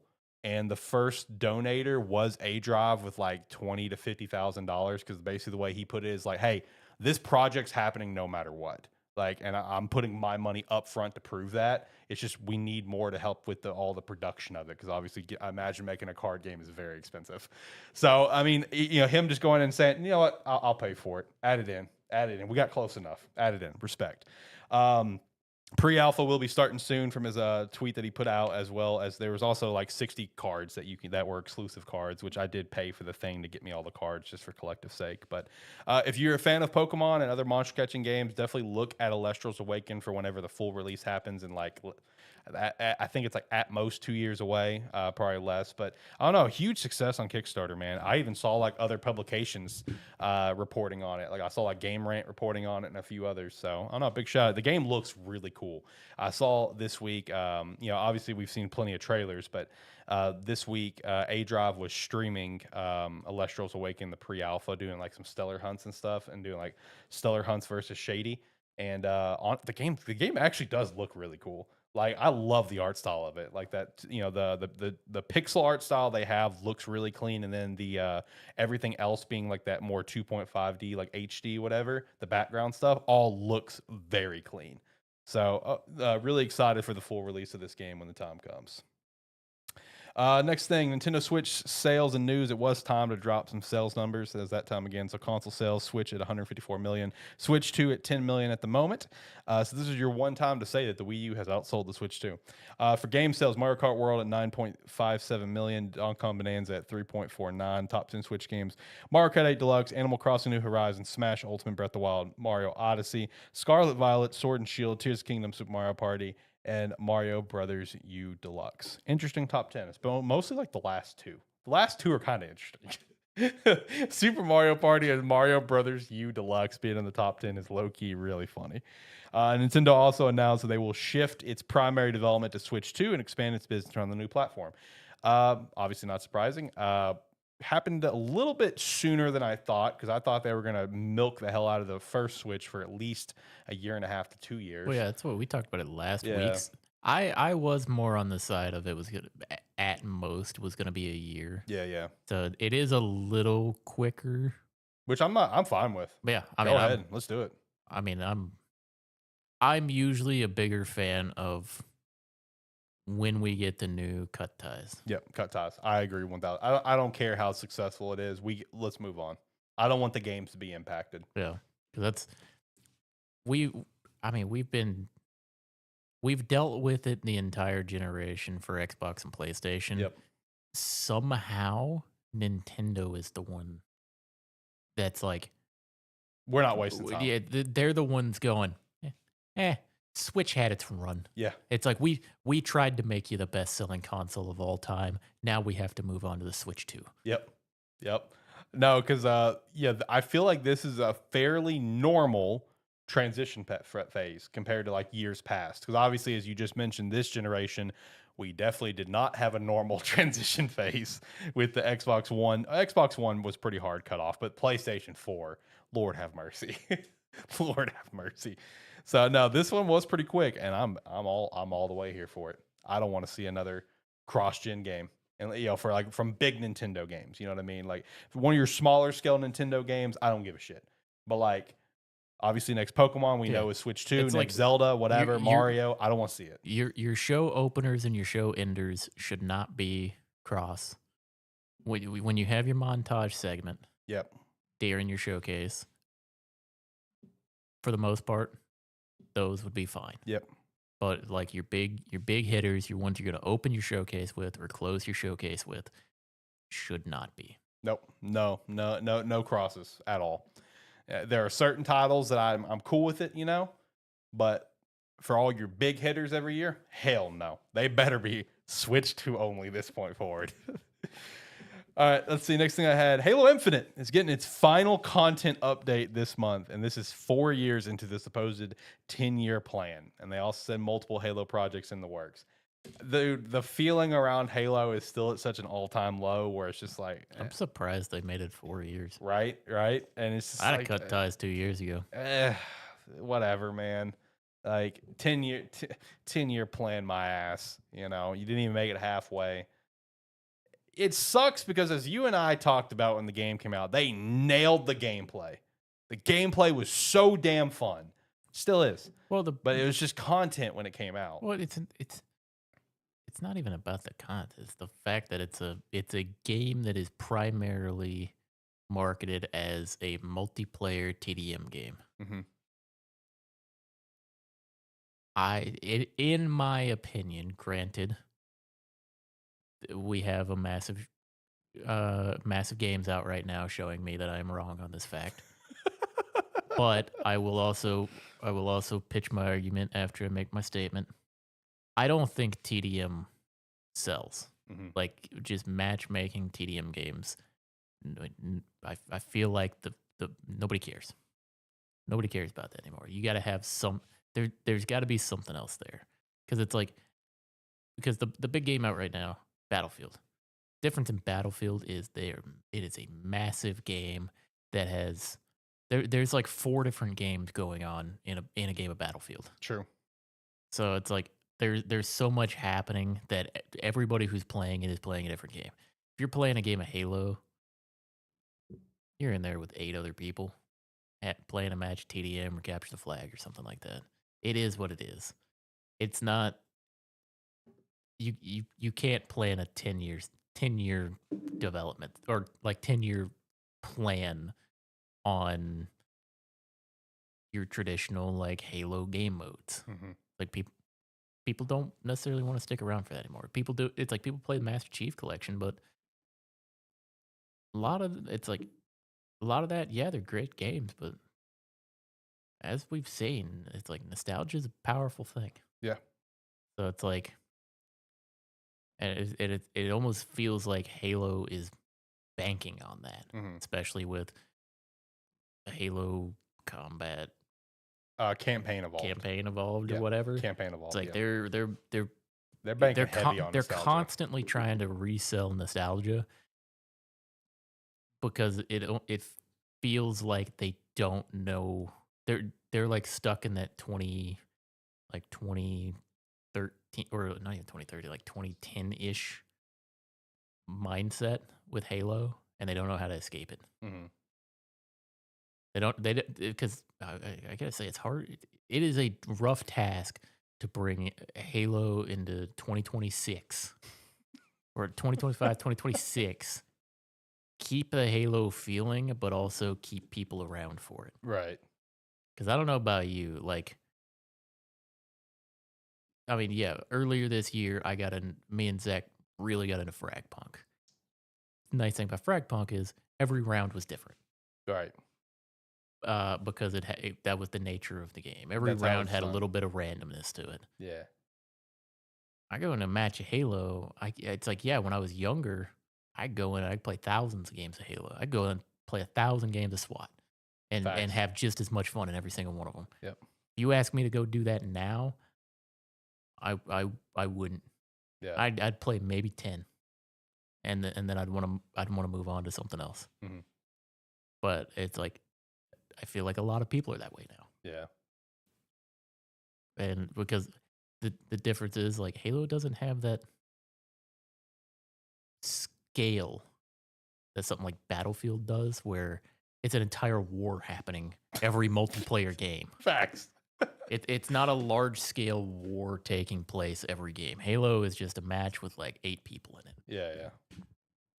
I don't know how you bring that The forward. 2026. I don't know how you bring that forward and keep people around. Yeah.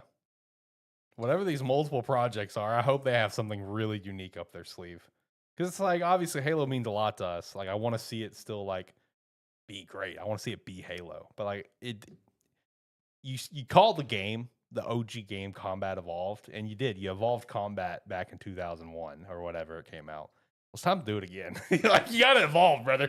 Go back to your original title. You gotta evolve. Like, you know what I mean? We gotta change. They changed up the campaign formula, and it's actually pretty sweet with an infinite. But then they abandon it halfway through, apparently, and it goes back to trademark Halo, which is still fine. Yeah. But that's the problem.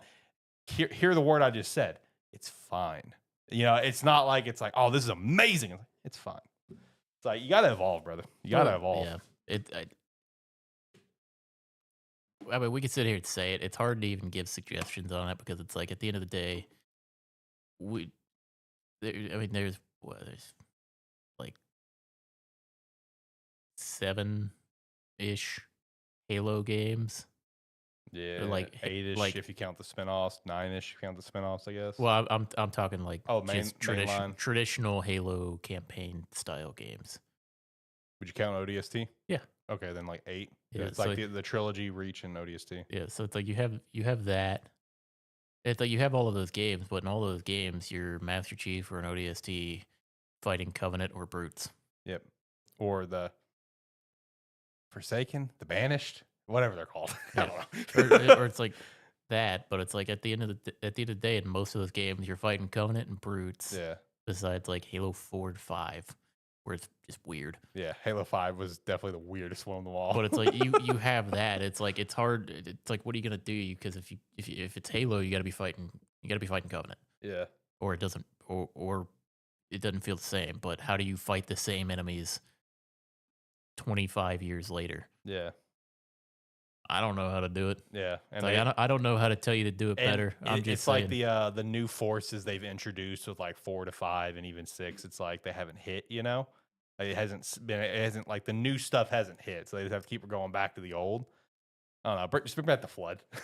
Figure it out somehow. Bring back the flood. But it's one where it's like I don't know how to tell you how to make it. I can't give you direction with it. Right. But it's one where you gotta do something different. Yeah. You gotta combat evolve, you know? Campaign evolve. Gotta evolve, brother. Next thing I had, I'll be able to speed run some of these here. Marvel 1943 Rise of Hydra has also been delayed beyond early 2026. Sonic Racing Crossworlds and Switch 2 Edition is launching on December 4th. The physical release is still set for early 2026. Mafia: The Old Country apparently beat internal expectations, says Take-Two. Also further saying that story narrative driven, short linear games can definitely be successful if done correctly. But on the opposite side of the coin of a game that did not apparently hit expectations, apparently Borderlands 4 did not meet expectations, according to EA. I will say this is kind of unfortunate because from everything I've heard and seen of Borderlands 4, players love it. Yeah. Players love it. Yeah. I'm wondering how many people did what I did. Right. Where this is one of the few times I've decided to vote with my wallet. Right. Where I just couldn't. I took exception to old Randy and his machinations over the Borderlands 4 release and everything. And as good as the game looks, and as much as I wanted to actually cave and buy it, I decided, you know what, this time I'm actually going to vote with my wallet. Yeah. And I'm not going to buy the game. I'm wondering how many people did that. Yeah. No, I am too. In terms of it not meeting expectations, I don't know how high or low it was. The EA, the spokesperson or CEO, whoever said it, I don't remember, just said that it was it was quote like softly, like it just softly did not meet the expectation. It did not hit where they thought it would hit. Which no matter how you want to slice it, that means it didn't meet expectations. Yeah. So like me saying it didn't meet expectations, I'm not saying it sold ungodly under. The bottom line, it didn't meet their expectations. They wanted to hit a number and they didn't hit the number. Bingo. It doesn't matter how close they are to it; they didn't hit it. But no, I mean, I obviously not a Borderlands guy, never have been, but I've seen the same thing that you've seen, where everyone is loving it. But it looks incredibly fun. But I think it's the Randy thing. I think people are pissed at Randy. It's like I'm not necessarily pissed at him. It's just one where I've said my piece on Randy. Really, it was just one where like I said when he started the whole bit of it, I was like, it made me not want to buy the game, and ultimately that was my decision. Yeah. Next thing I've got is Cyberpunk creator is wanting Keanu to play Johnny again, and Keanu has also previously said that he wanted to as well. Make it happen. Whatever you got to do, make it happen. Why is this news? We've known all of this for years. Another piece of news out of that, though, is that the creator also wants to try to get Scarlett Johansson in the property somehow, like in the next game or whatever. So, I don't know. We'll see. Before I get to this dumb shit here, in talking about delays, forgot to just shout this out with the GTA thing. Shout out to Devolver Digital. They also confirmed they delayed whatever new game they have in the works from May to November 19th, 2026, saying once again, you cannot escape us. Because it's just the ongoing joke of the gaming industry. Everyone wants to clear the way of GTA 6, and Devolver's like, bring it. I don't remember. Is this like Is this a specific game that is because Devolver is a publisher. And a developer. Are they actually developing a game for this, or are they? Yeah, no, Are, apparently they've got a I, game ready to I was go. gonna say, are they developing a game or are they publishing a game? Because if they're developing a game, it's fine to have your fun. If they're publishing a game, No, it's theirs. I was gonna say if they were publishing a fucked game and up. doing this is fucked up. That's fucked up. You're But not facts. if they're No, it's their game. It's their game. if it's a developed by Devolver Digital game and they're just wanting to have fun with it, more power to you. I love it. Love you though. Love that energy. But no, it's theirs. I was gonna say it better be because Yeah. otherwise I'd be sitting there going, "What the fuck are you doing?" Right? You're sending it out to die. It's not even that. It's just like that. Just be disrespectful. Facts. All right. Next thing I've got. This is so stupid Why are we talking about this? because it's so funny. I mean, you say so. All right. So SouljaBoy is now selling what is called the Soulja Game Flip on his website. He has sold some other game consoles before, like emulation consoles that are dog shit. But the device that he is selling and branding as his own is literally the brand new Retroid Pocket Flip / Pocket 4, which if you haven't checked that out, it's essentially a emulation device. It looks like a DS. It looks insanely sick. And dude, even in the photos for this Soulja Game Flip that you scroll through, the last photo on the listing, unless it's been taken down, is a photo of, I assume, him holding the box that the Soulja Game Flip will come in with, a white sticker on the side of the box saying Soulja Game Flip. But if you look at the fucking box, it still has the nice engraved printing on the front of the box saying Retroid. Because it's literally their product. Retroid already jumped on it very quickly and said, yeah, he doesn't have permission to do this. There is no partnership. He is literally reselling our exact product as his own. We're taking legal action. So this is the dumbest shit in the world, but I wanted to shout it out because it just, the photo is what got me. The photo is what got me of where the box literally still says Retroid on the front of it. That, if it wasn't for that photo, we probably wouldn't have shouted this out. But that photo alone is what did it for me. Where it's like, you cannot be this fucking stupid. Anyway, yesterday was N7 Day. Shout out to that. Not a lot going on, though. Mike Gamble just said they're still working on the game. Everyone's all in, worked on it. We're not doing anything else. Kind of, I feel like, sent some shots in a way of where it's like, this is the only thing we're doing right now. I kind of felt some shots being taken. The TV show apparently won't focus on the trilogy. Instead of focus on post-trilogy. Hey, whatever. The trilogy is a masterpiece. If you try to do a show or a movie after it, you might fuck it up. So whatever, more content. They also had like some art for like Krogan Civil War, and I want to shout out because Mike Gamble said everything that's been shown on in 7 days will all tie together. So that will tie together somehow. And there's also a new tally figure. So that's it. That was in 7 Day this year. I was really hoping and praying for Legendary Edition on Switch 2. Didn't get it. Is what it is. But happy in 7 Day. You got anything else? I assume no. All right, Gamestead Game of the Week. I'll make this one quick. I'm probably hitting a very small portion of gamer audience with this one because it's like it's not everyone's cup of tea, but it got an update recently. It's a game that whenever I get on the game, I can't help it. I just play it for like hours on end for about a week, and I stop playing it again for a while. I'm actually going to shout out a mobile game. I'm going to shout out Retro Bowl and Retro Bowl College. It is sports games for professional and college football. It's pixelated game on your phone.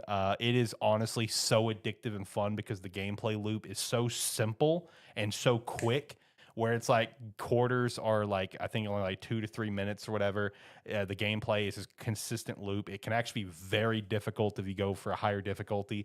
And the game is essentially fully customizable, especially the college one, which is the one that I play, Retro Bowl College, where it all has, obviously just due to licensing, they don't have the normal colleges in there.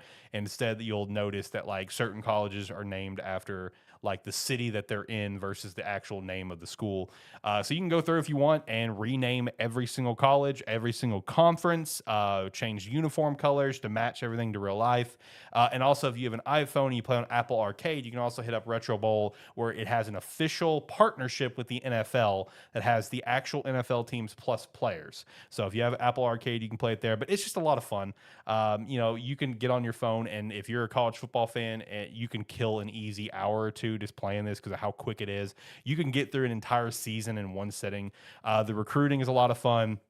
managing your team for college is a lot of fun, where you get different points of, hey, this player went out to a party and the cops were called and this happened and this happened. What do you want to do? So it's like, it's those little scenario things of things that actually happen, and obviously in college that just kind of add to it. It's like, oh, hey, you have this, special event going on in town, whatever. Your players want to go do this. Like, what do you do? How do you want to praise the team after games? Do you want to take credit, praise your coordinators, praise your players, praise this, praise the fans? You can invest in the stadium upgrades and everything. It's, for a little pixel mobile game, there's actually a lot of depth, and it's just a lot of fun to kill some time. It's a great time killer game. I've seen people talk about this game all the time that, hey, like, I'll play this game nonstop for a plane trip. I hop on the plane, hop on this, and the plane trip goes by in a heartbeat. It's one of those type of games. You know what I mean? It's nothing to write home about necessarily, but it's still one I wanted to shout for Gamestead Game of the Week, because I saw that the college one got an update with some new features for like conferences and stuff like that. So I'm going to hop on there probably as well. Probably play my hour or two and just enjoy some retro college football, because it's just a lot of fun, honestly. So I don't know, shout out to Retro Bowl and Retro Bowl College, which is definitely my favorite of the two. All right, let's hit the music and let's get out of here. All right, like, comment, subscribe, all that jazz. And if you like what you saw here with us, we do these live streams every Saturday about 6 p.m. Central Time, so you can come check us out then. Make sure to also check out the Patreon if you want to support us further. We'd appreciate your support, as well as Rogue Energy with the referral link down below. Promo code Sparky3 to get 10% off. Join the Discord, be a friend, tell a friend, go to sparky3shop.com. I think that's it. We're going to have this is a long show. Bye.